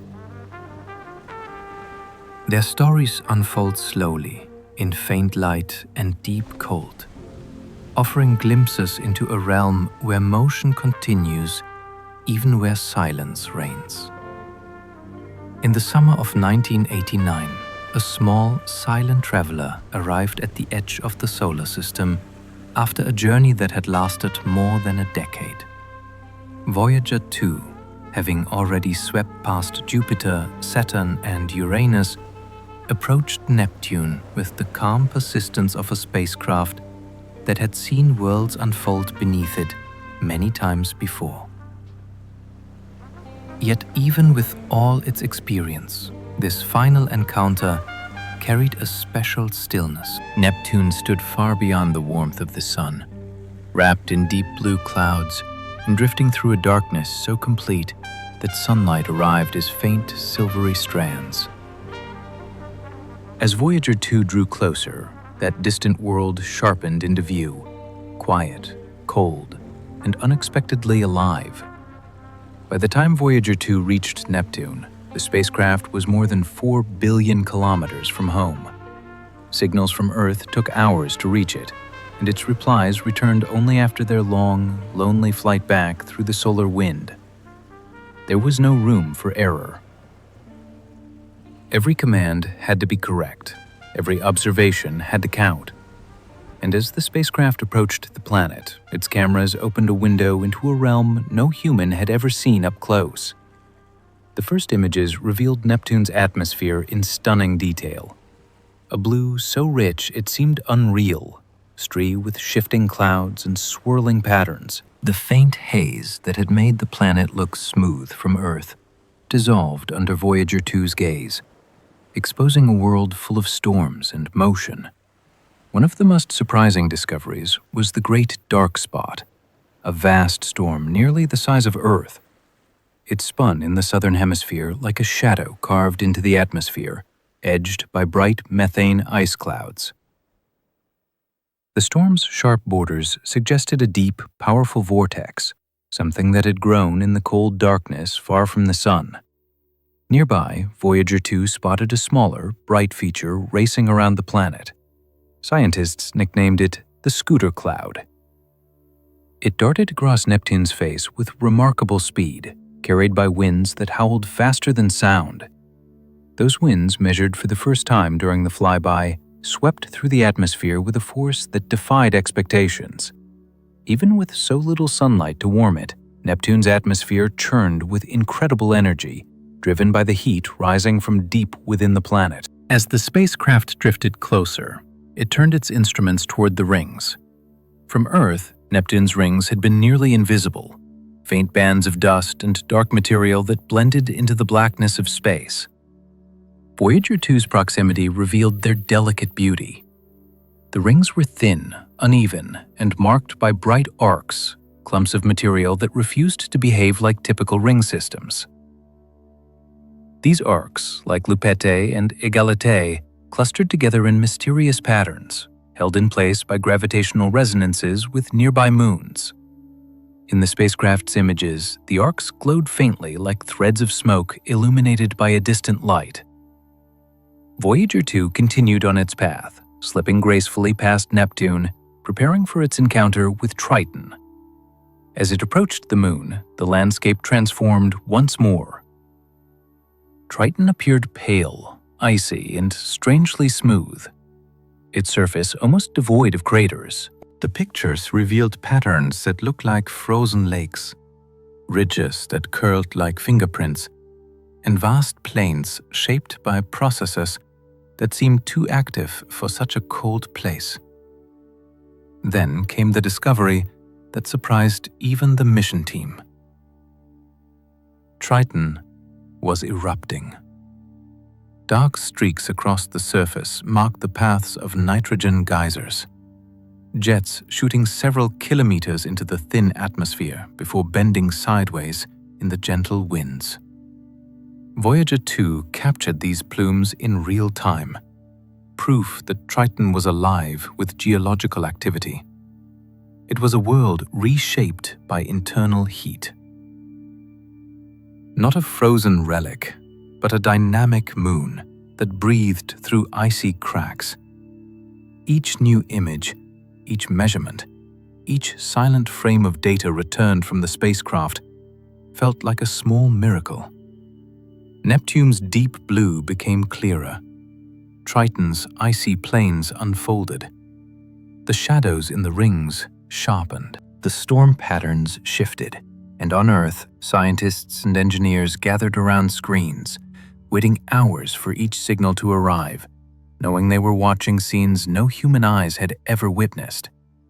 The distance was so great that every picture captured by Voyager 2 represented a moment frozen in time, already 4 hours old by the time it reached Earth.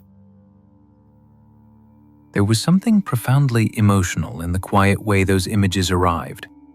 Voyager 2 did not shout or announce itself. It simply transmitted the light it had gathered. Frame by frame, the spacecraft revealed a world that had been little more than a blue dot for centuries. Its discoveries extended far beyond scientific insight. They carried a sense of wonder, a reminder that even at the far edge of the sun's influence, planets move with beauty and rhythm. As the spacecraft flew past Neptune, its trajectory carried it on a downward arc behind the planet, slipping into the shadows before emerging again on the other side. During that passage, the cameras captured Neptune lit from behind, a crescent of glowing blue air edged by sunlight scattering through the upper atmosphere. The arc looked delicate, like a whispered outline of the planet's shape, glowing with ethereal softness. It is still considered one of the most hauntingly beautiful images ever taken in planetary exploration. Voyager 2's instruments recorded temperature gradients, measured magnetic fields, mapped winds, traced radiation belts, counted particles, and watched shadows drift across the cloud tops. It was a full exploration, a careful study unfolding in silence as the spacecraft swept past at enormous speed. And then, almost before the encounter had settled into the minds of those watching from Earth, Neptune began to recede. The spacecraft continued on its path, leaving behind the blue world and its moons, carrying the final direct observations of a planet no mission has returned to since. As Neptune faded into the distance, Voyager 2 turned its antenna toward Earth one final time, sending home the last fragments of data from its encounter. The signals traveled slowly, taking hours to cross the emptiness. Yet each bit carried the weight of discovery messages from a realm so remote that even sunlight seemed weary by the time it reached the planet's atmosphere. For many who had worked on the mission, the moment felt bittersweet. Voyager 2 had completed humanity's grand tour of the outer planets, a journey never repeated. It revealed that Neptune was not a silent, frozen sphere at the edge of the solar system, but a dynamic and intricate world filled with motion. Its winds, storms, arcs, and geysers showed a system alive with contrast and energy, a world that breathed, shifted, and surprised, even in the farthest reaches of the sun's domain. And though the spacecraft carried no eyes and no ears, it had acted as a traveler for everyone on Earth, drifting through the outer darkness on behalf of all who wondered. The memory of that encounter lingers like a soft echo, a small spacecraft no larger than a car drifting past a distant planet bathed in blue, surrounded by faint rings and icy moons. A silent visitor returning pictures across billions of kilometers. A moment when the outer solar system opened itself for just a little while, revealing its secrets before closing its doors again. Voyager 2 continued onward into the deep, leaving Neptune behind. Its flyby remains one of the most graceful moments in space exploration.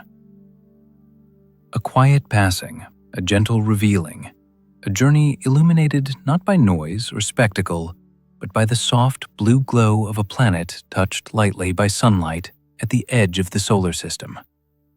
Neptune turns through space with an elegant tilt, leaning on its axis by a little more than 28 degrees. This angle is similar to Earth's and suggests that Neptune too experiences seasons.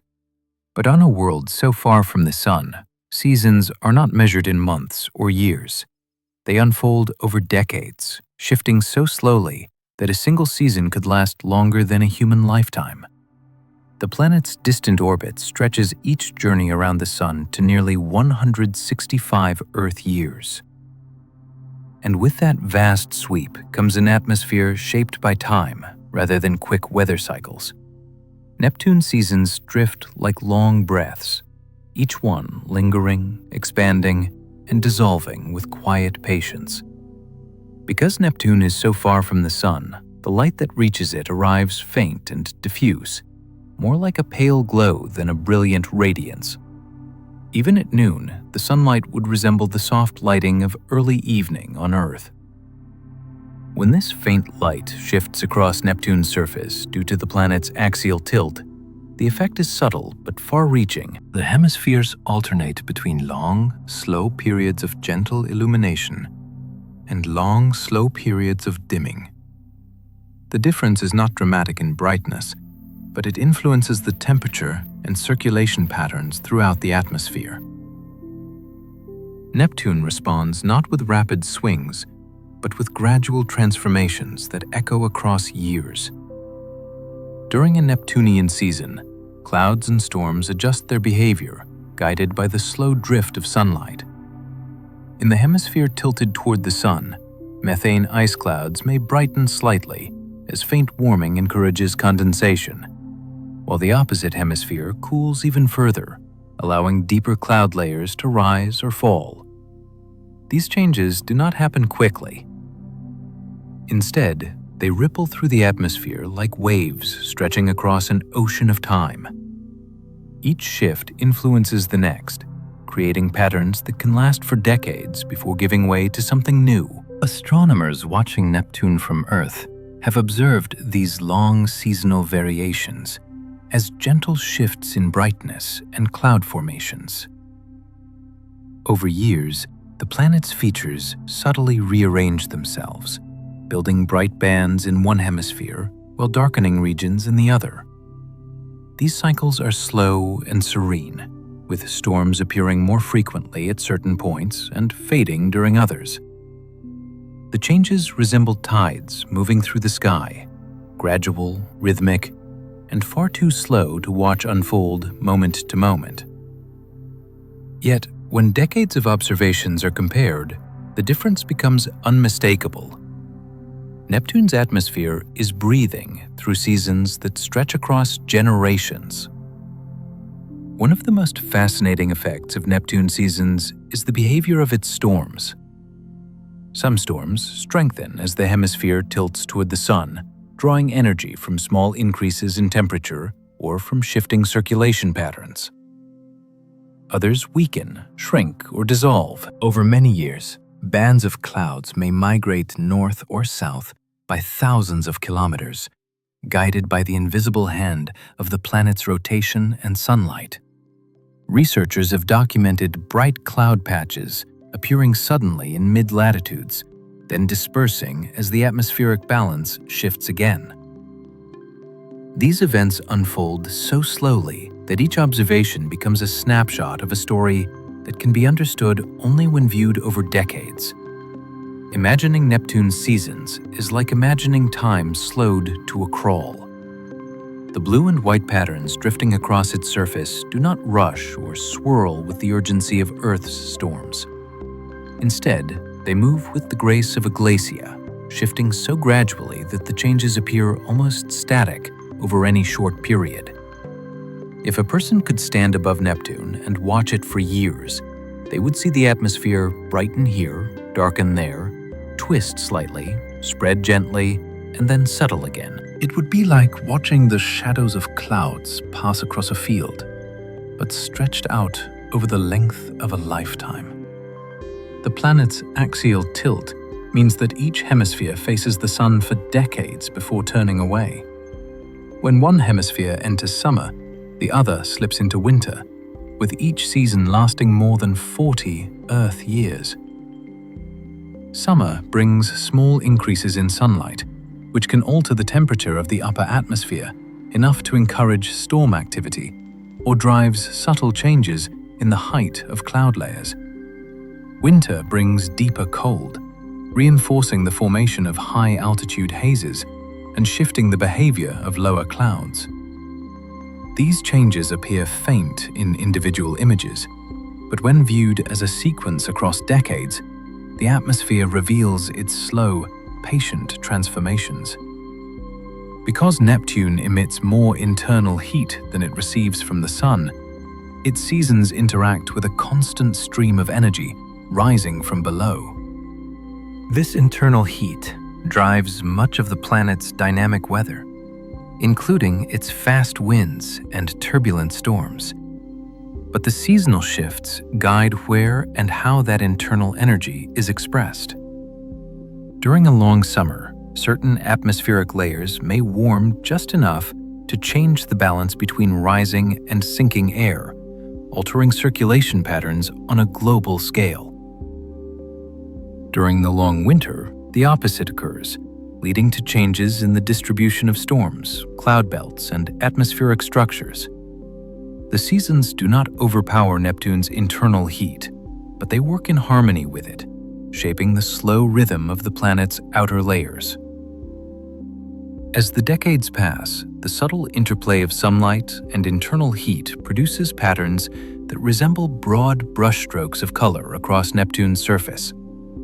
Bright methane clouds may cluster in mid-latitudes during certain seasonal phases, drifting across the blue background like soft white feathers. In another season, the cloud tops might thin, allowing deeper, darker blues to emerge. The variations create the impression of a living canvas, one that changes not in hours or days, but in long, quiet intervals. If one could drift high above Neptune's cloud tops, the view would be tranquil. Broad fields of blue would stretch across the horizon, broken here and there by streaks of white. Perhaps a bright storm, perhaps a patch of methane ice drifting in silent formation. Over months, those streaks might drift slightly north or south. Over years, entire bands might shift. Over decades, the balance between bright and dark regions would tilt slowly from one hemisphere to the other, reflecting the planet's steady march through its enormous orbit.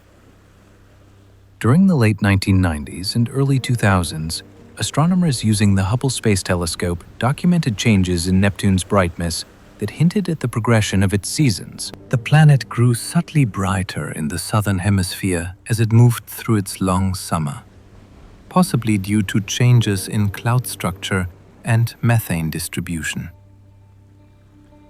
Later, as Neptune approached its farthest point from the Sun, these patterns shifted again, suggesting the turn toward autumn. Each observation, spaced by years, added a new chapter to Neptune's seasonal narrative. Unlike Earth, where seasonal changes drive dramatic swings in temperature, Neptune's distance from the Sun means its seasons are defined more by slow atmospheric reorganization than by warmth or cold. The planet remains frigid throughout the year, but the way that frigid atmosphere moves, brightens, and rearranges itself depends on the gentle tilt of its axis and the long gliding curve of its orbit. This extended timeline means that no single generation will ever witness Neptune complete a full seasonal cycle. A person born at the beginning of one Neptunian spring would not live long enough to see the next spring return. Instead, the seasons are experienced by humanity as a collective project, understood through observations passed down and combined over centuries. Each astronomer contributes a chapter, adding to the understanding of a story too long for any single life to comprehend fully. Yet even at this immense timescale, Neptune's seasons offer a sense of calm. They remind us that time in the outer solar system moves differently. It does not rush forward in bursts of change. It flows like a slow river, shifting the landscape quietly.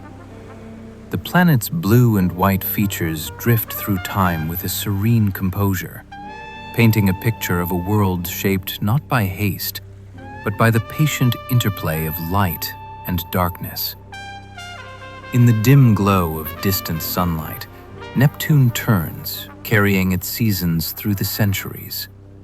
Clouds brighten and fade. Storms rise and fall. Patterns drift across its surface, with the pace of long shadows crossing an endless sea. And in that slow, steady motion lies the beauty of a world defined by time. Time stretched, softened, and allowed to unfurl without hurry under the gentle guidance of a sun that shines like a distant lantern across the cold blue expanse. In the early days of the solar system, long before Neptune settled into its distant orbit of deep blue silence, the giant planets moved through a landscape far more chaotic than the elegant arrangement seen today. The young sun was surrounded by a vast disk of gas, dust, and icy bodies. Within that disk, Jupiter, Saturn, Uranus, and Neptune drifted gradually, tugged by countless gravitational whispers. Neptune did not begin life in the cold outer darkness. Instead, evidence suggests it formed much closer to the Sun before slowly migrating outward, carried along by the shifting tides of planetesimals and ancient resonances. That slow journey reshaped the outer solar system, sculpting the Kuiper Belt and scattering countless bodies into new orbits. To imagine this early era, picture a crowded region filled with icy fragments, ranging from grains of dust to objects hundreds of kilometers across. These planetesimals orbited the young sun in dense swarms, colliding, merging, and drifting. The young Neptune moved among them, interacting gravitationally with each passing body. Sometimes Neptune's pull would fling a small object outward into a wider orbit. Other times, the interaction would send an object inward, deeper into the planetary region.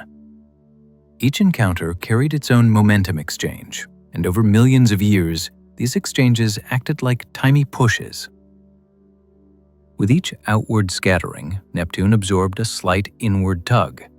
With each inward scattering, it gained a small outward push. The balance ultimately favored outward motion. Slowly but steadily, Neptune drifted away from the Sun. This migration was not a smooth glide. It occurred during a period of planetary instability, a time when the orbits of the giant planets shifted dramatically. A leading model, known as the NICE model, describes how interactions among Jupiter, Saturn, Uranus, and Neptune generated a domino effect. When Jupiter and Saturn crossed a gravitational resonance with each other, their combined gravity destabilized the orbits of the outer ice giants. Uranus and Neptune were nudged into sweeping arcs, during which Neptune moved outward, displacing countless icy bodies from its path. These displacements rippled through the solar system like waves spreading from a single stone thrown into water. As Neptune migrated outward, it became the architect of the Kuiper Belt, a broad region of icy objects that now orbits beyond the planet. Before Neptune's migration, the outer disk likely contained far more material, arranged in a more tightly packed configuration. Neptune's gravitational influence scattered many of these objects.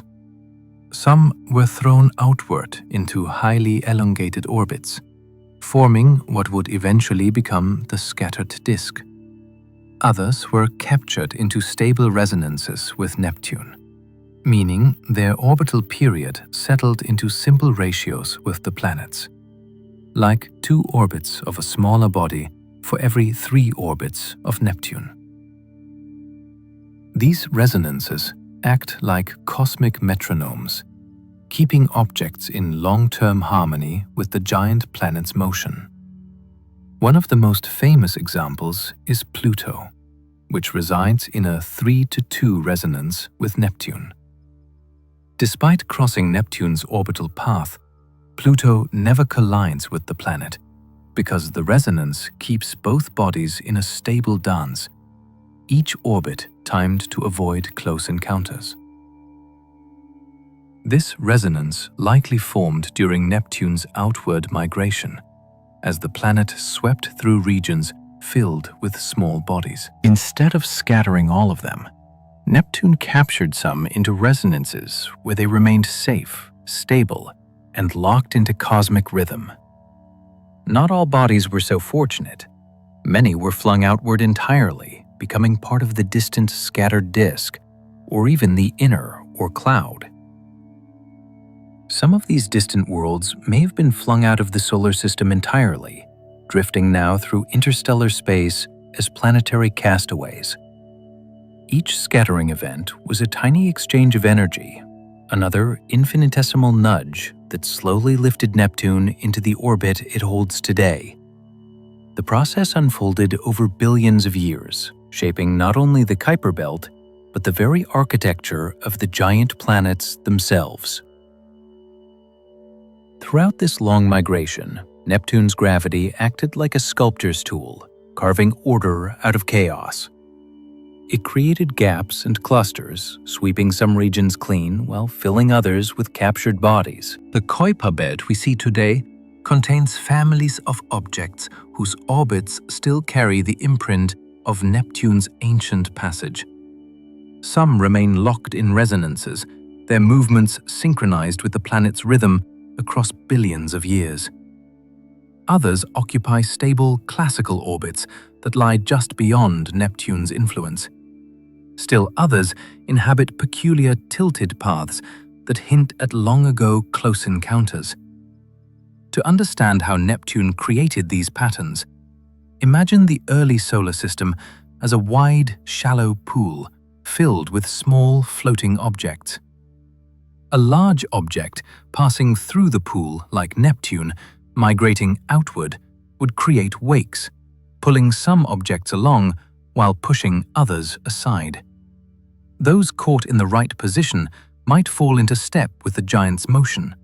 Those in less fortunate positions would be flung outward, left behind, or redirected entirely.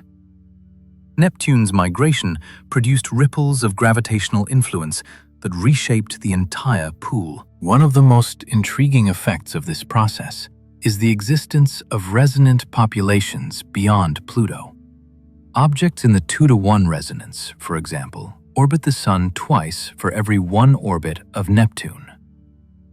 These distant bodies remain in stable positions because Neptune's gravity periodically nudges them back into alignment. The gentle yet persistent repetition of these interactions keeps their orbits predictable.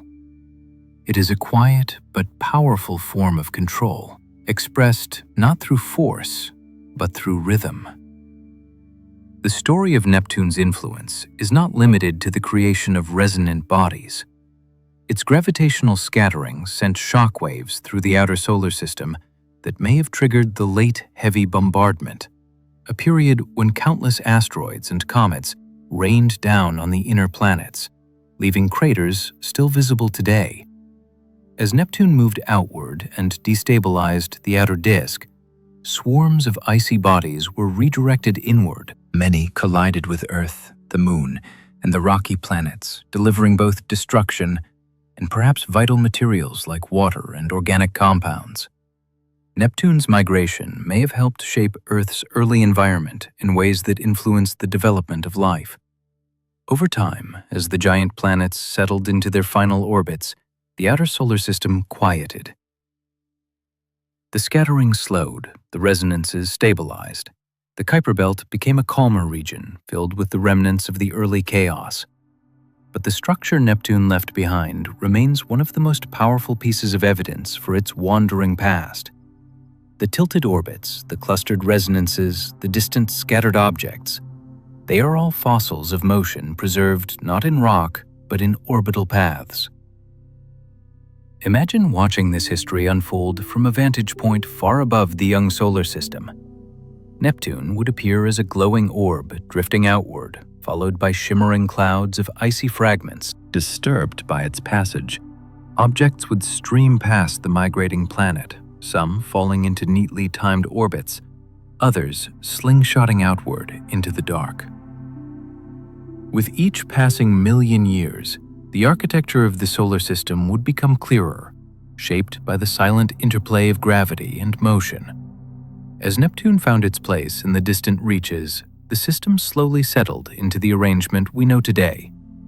The planet became a quiet guardian of the outer regions, its wandering days long past. Yet its influence lingers in every corner of the Kuiper Belt, carried in the orbits of countless icy worlds that still drift under the patterns Neptune set in motion billions of years ago. Through this ancient, graceful process, Neptune helped turn chaos into harmony.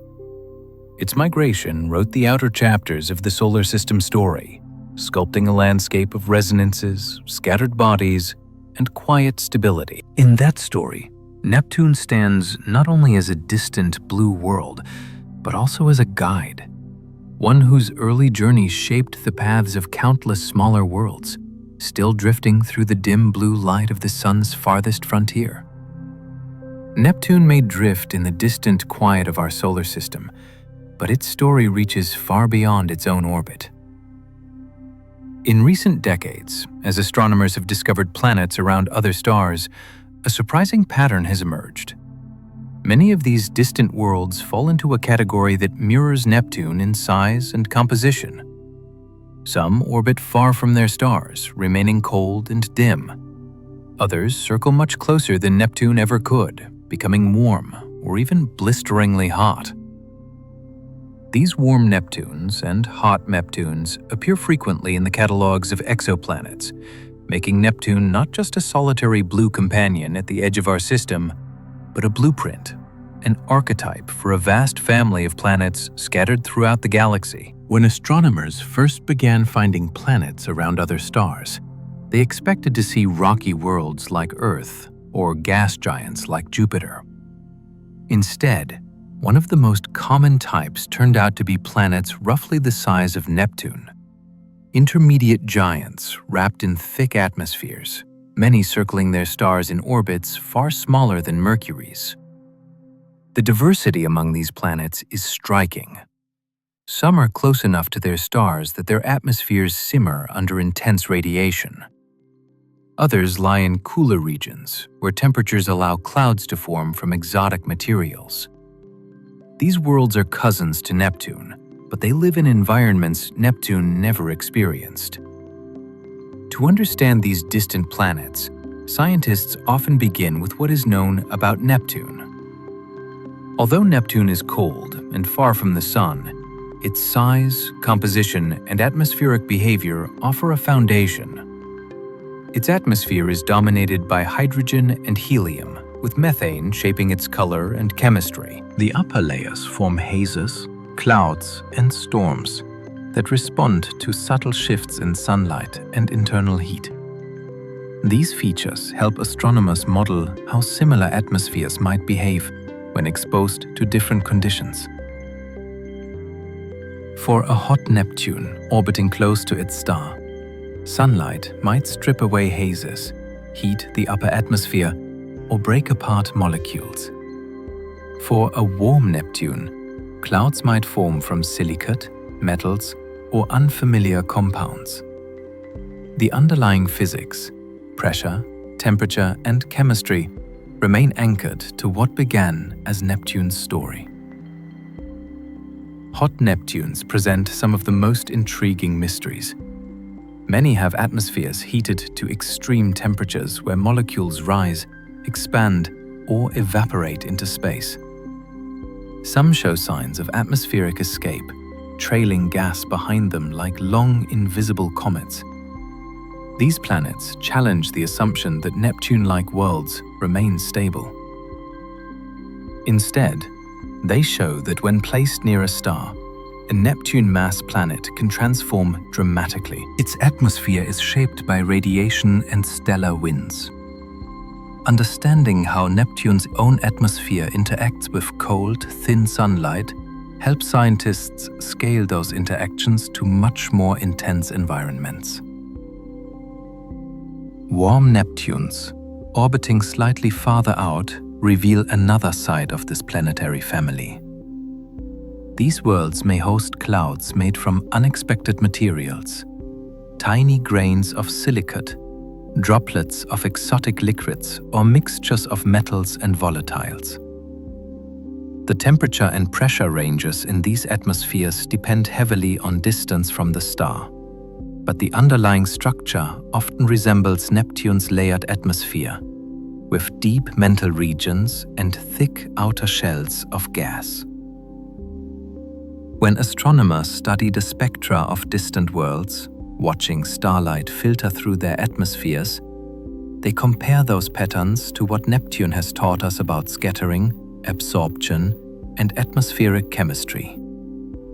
In this way, Neptune becomes a guide for understanding planets far beyond our solar system. It also offers clues about how these exoplanets came to be. Neptune's own history suggests that intermediate mass planets form naturally from the disk of material surrounding a young star. Its composition, an intricate blend of gas, ice, and rock, reflects the ingredients available in the early solar system. Many exoplanets seem to have followed similar paths, built from the same primordial building blocks, yet shaped by different environments, migrations, or gravitational encounters. Warm Neptunes near their stars may have started farther out, drifting inward during the chaotic phases of their system's early evolution.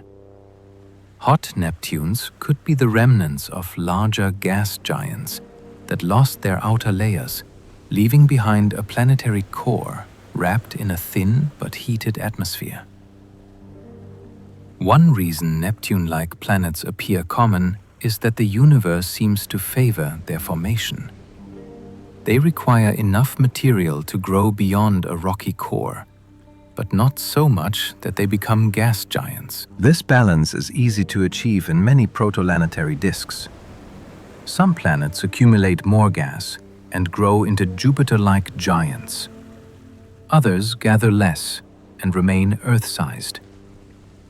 But the middle ground, Neptunized worlds, often forms naturally, emerging as stable, long-lasting planets that can survive a wide variety of stellar environments.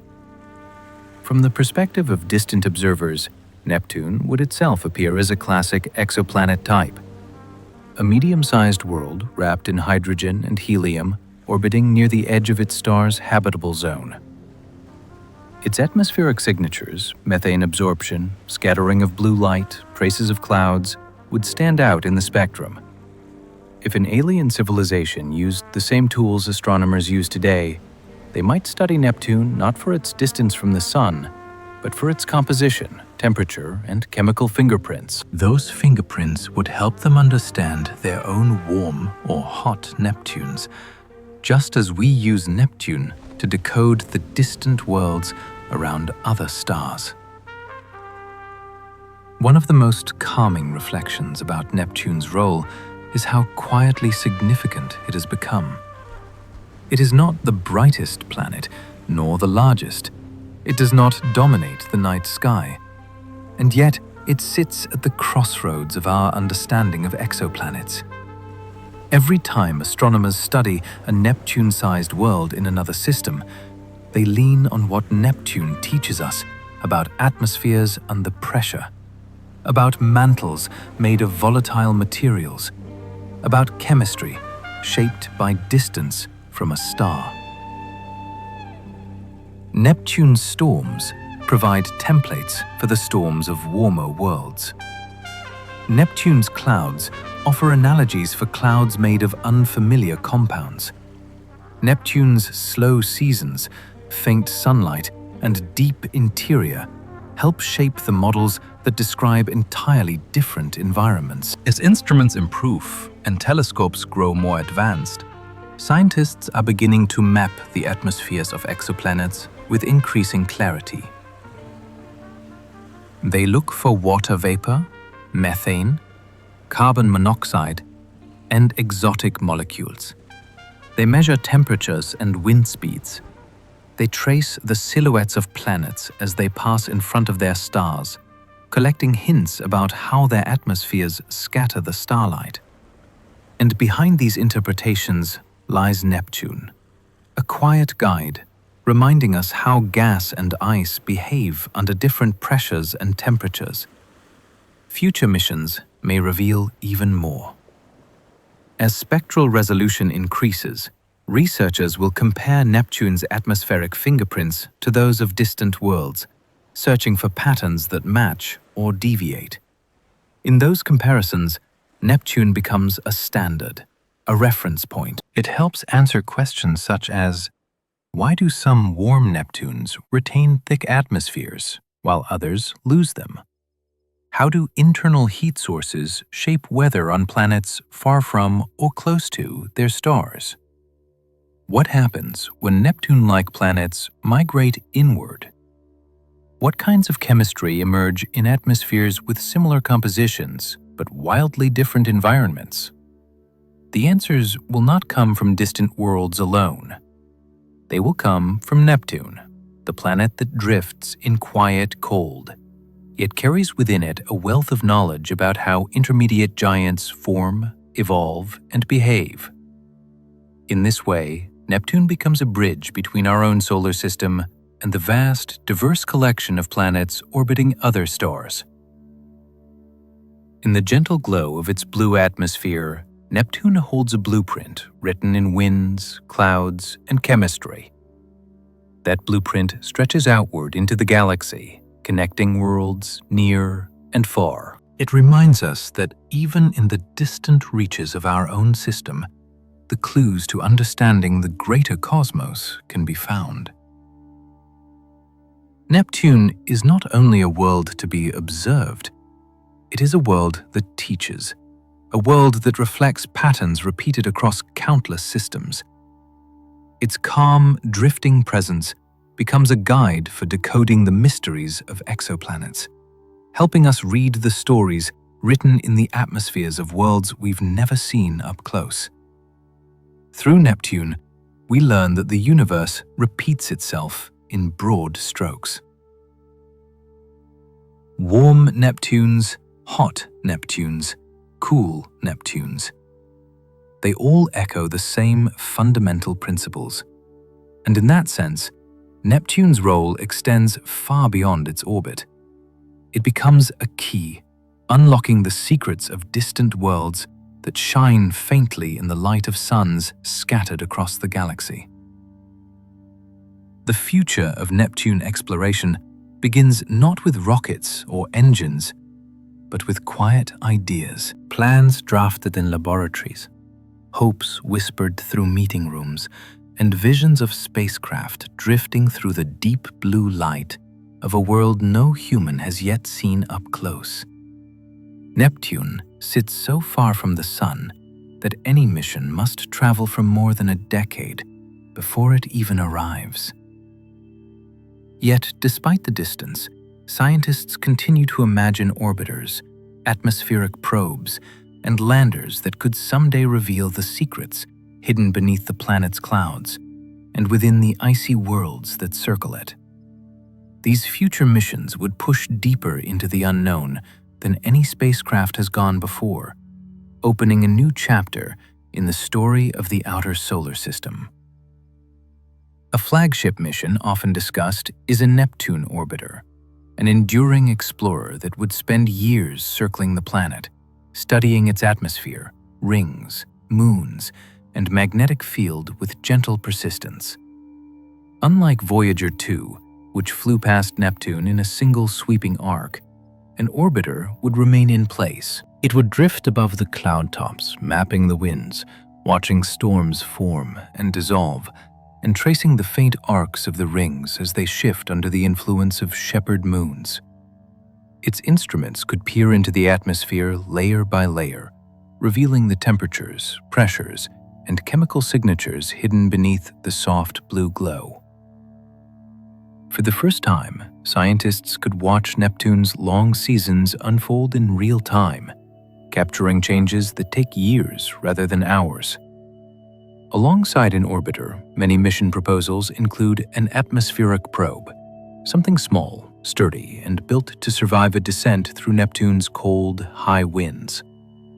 Released from the orbiter, the probe would fall slowly through the upper atmosphere, sampling gases as it drifts into deeper layers. It would measure the abundance of hydrogen, helium, and methane, and search for trace compounds that might reveal how the planet formed. As it sinks lower, the probe could study the temperature gradient, the transition zones between clouds, and the structure of the layers that shape Neptune's storms.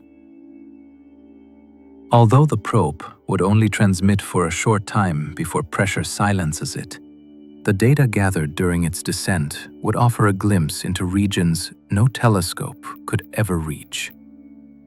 But perhaps the most captivating idea for future exploration is a mission dedicated to Triton, Neptune's largest moon and one of the most intriguing objects in the solar system.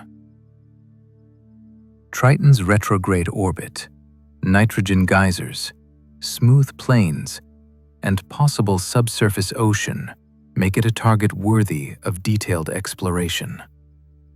Scientists dream of a Triton lander, a machine that could drift gently onto the moon's icy surface and study its chemistry, geology, and atmosphere up close. It could examine the dark streaks created by geyser eruptions, analyze the nitrogen frost, and search for the fingerprints of active processes beneath the crust. Some proposals even imagine a hopper capable of leaping short distances to sample multiple regions of the moon. Its frozen plains, fractured ridges, and darkened strea areas shaped by erupting plumes, a Triton orbiter would complement such a lander beautifully. It could watch geysers erupt in real time, measure the moon's tenuous atmosphere, and search for subtle wobbles in Triton's orbit that might hint at a hidden ocean below. By studying how Triton flexes and shifts, scientists could infer the thickness of its ice shell and the depth of any liquid layer beneath. Such discoveries would reshape our understanding of icy moons, planetary capture, and the chemistry of distant ocean worlds. Beyond Triton, Neptune itself holds countless unanswered questions. A future mission could investigate the planet's internal structure, determining how heat rises from its core and how exotic ices behave under immense pressure. Instruments might detect the depth and behavior of superionic water, the form of matter that may dominate Neptune's mantle. They could trace how ions drift through the rigid lattice of oxygen atoms, creating electrical currents that feed the planet's tilted magnetic field.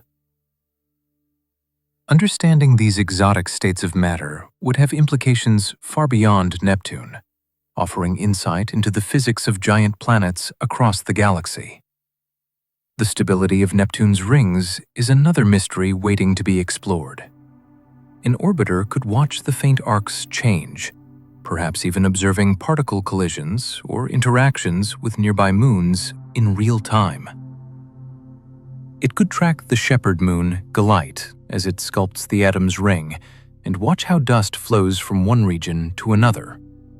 Over years, the spacecraft could build a complete picture of how these delicate structures survive in a region filled with gravitational currents. Traveling to Neptune requires patience on a scale rarely demanded of planetary exploration.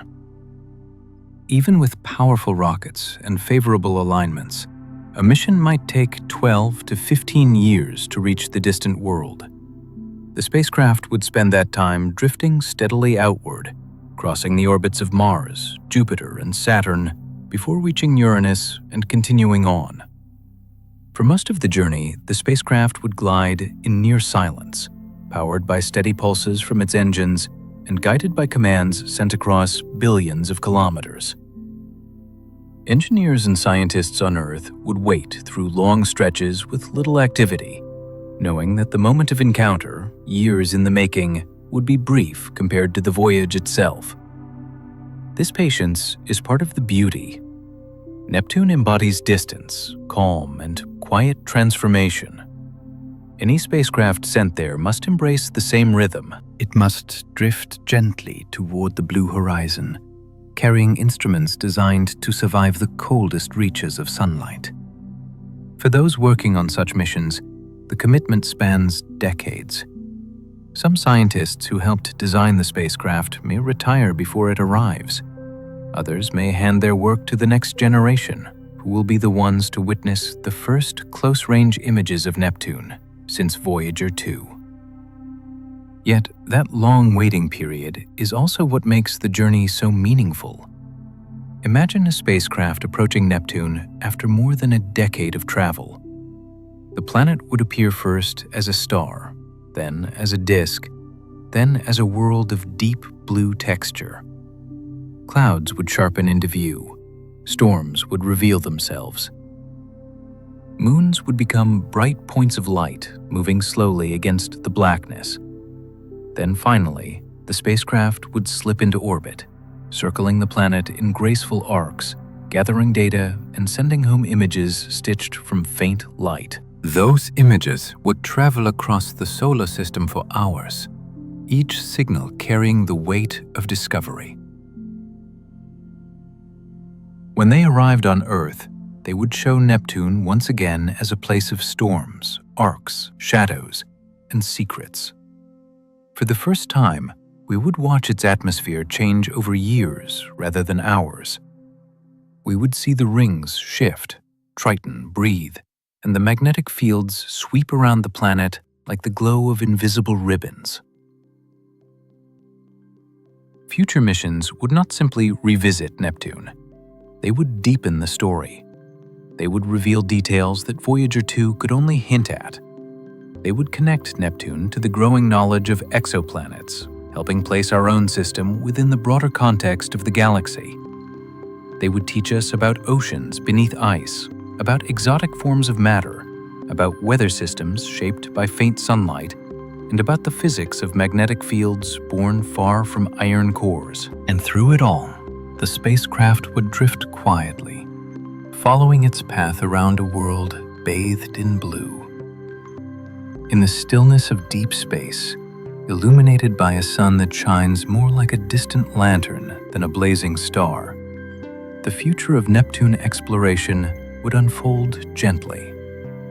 Each discovery would feel like a soft whisper across billions of kilometers, a reminder that even at the far edge of the sun's reach, there is wonder waiting for those willing to travel the long road outward. The horizon around Neptune is calm and delicate, touched by storms below and faint starlight above.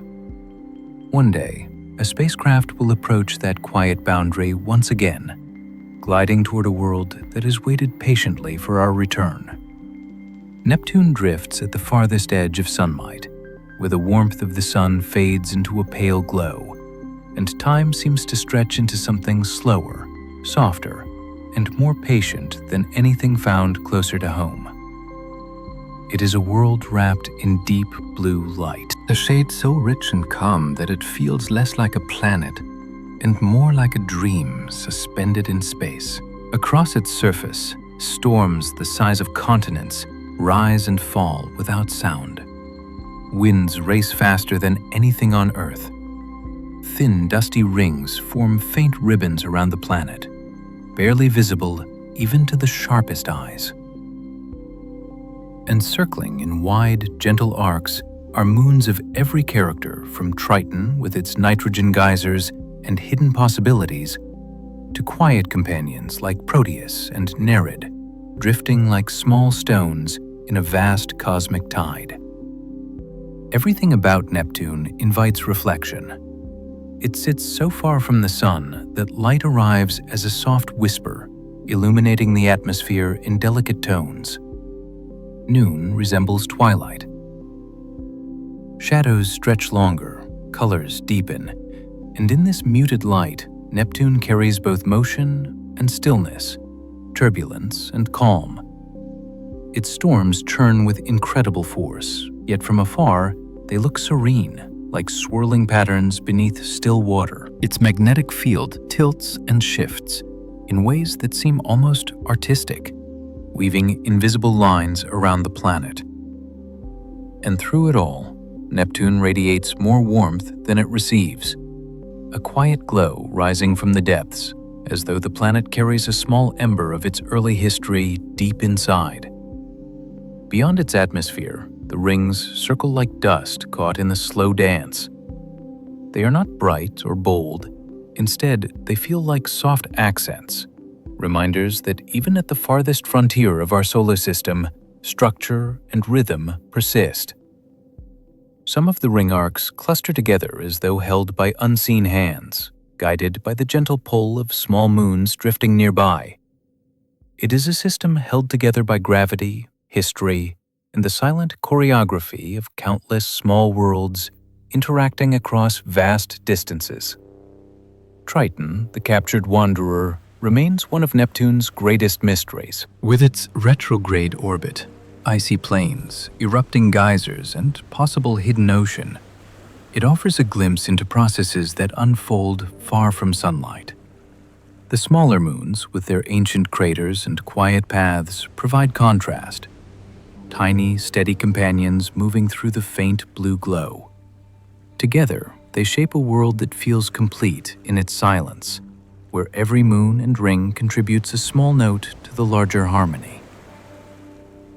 To look at Neptune is to gaze into the mixture of calm and motion that defines the outer solar system.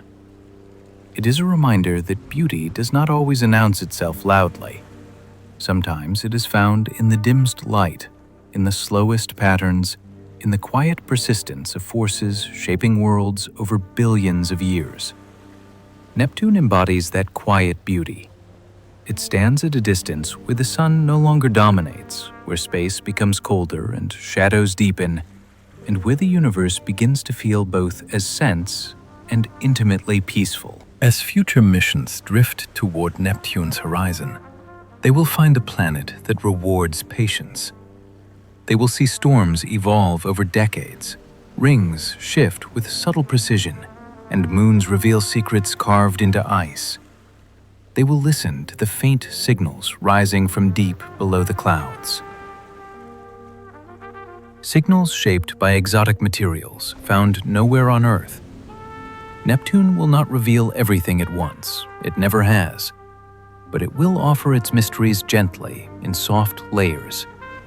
Much like the blue atmosphere that wraps around it, in the quiet blue frontier of Neptune, the universe invites us to slow down, to breathe, to notice the things that move at their own pace: drifting clouds, ancient orbits, long seasons. It is a world that reminds us the cosmos is not made only of blazing stars and violent events. It is also woven from silence, from cool light, from slow, steady transformations unfolding far beyond our sight. And as you drift toward rest with these thoughts in mind, imagine Neptune turning softly beneath the distant sun, its blue surface shimmering, its storms whispering, its moons gliding in quiet, graceful arcs. A world of mystery held in gentle light. May your night be as peaceful as a journey through Neptune's deep blue calm.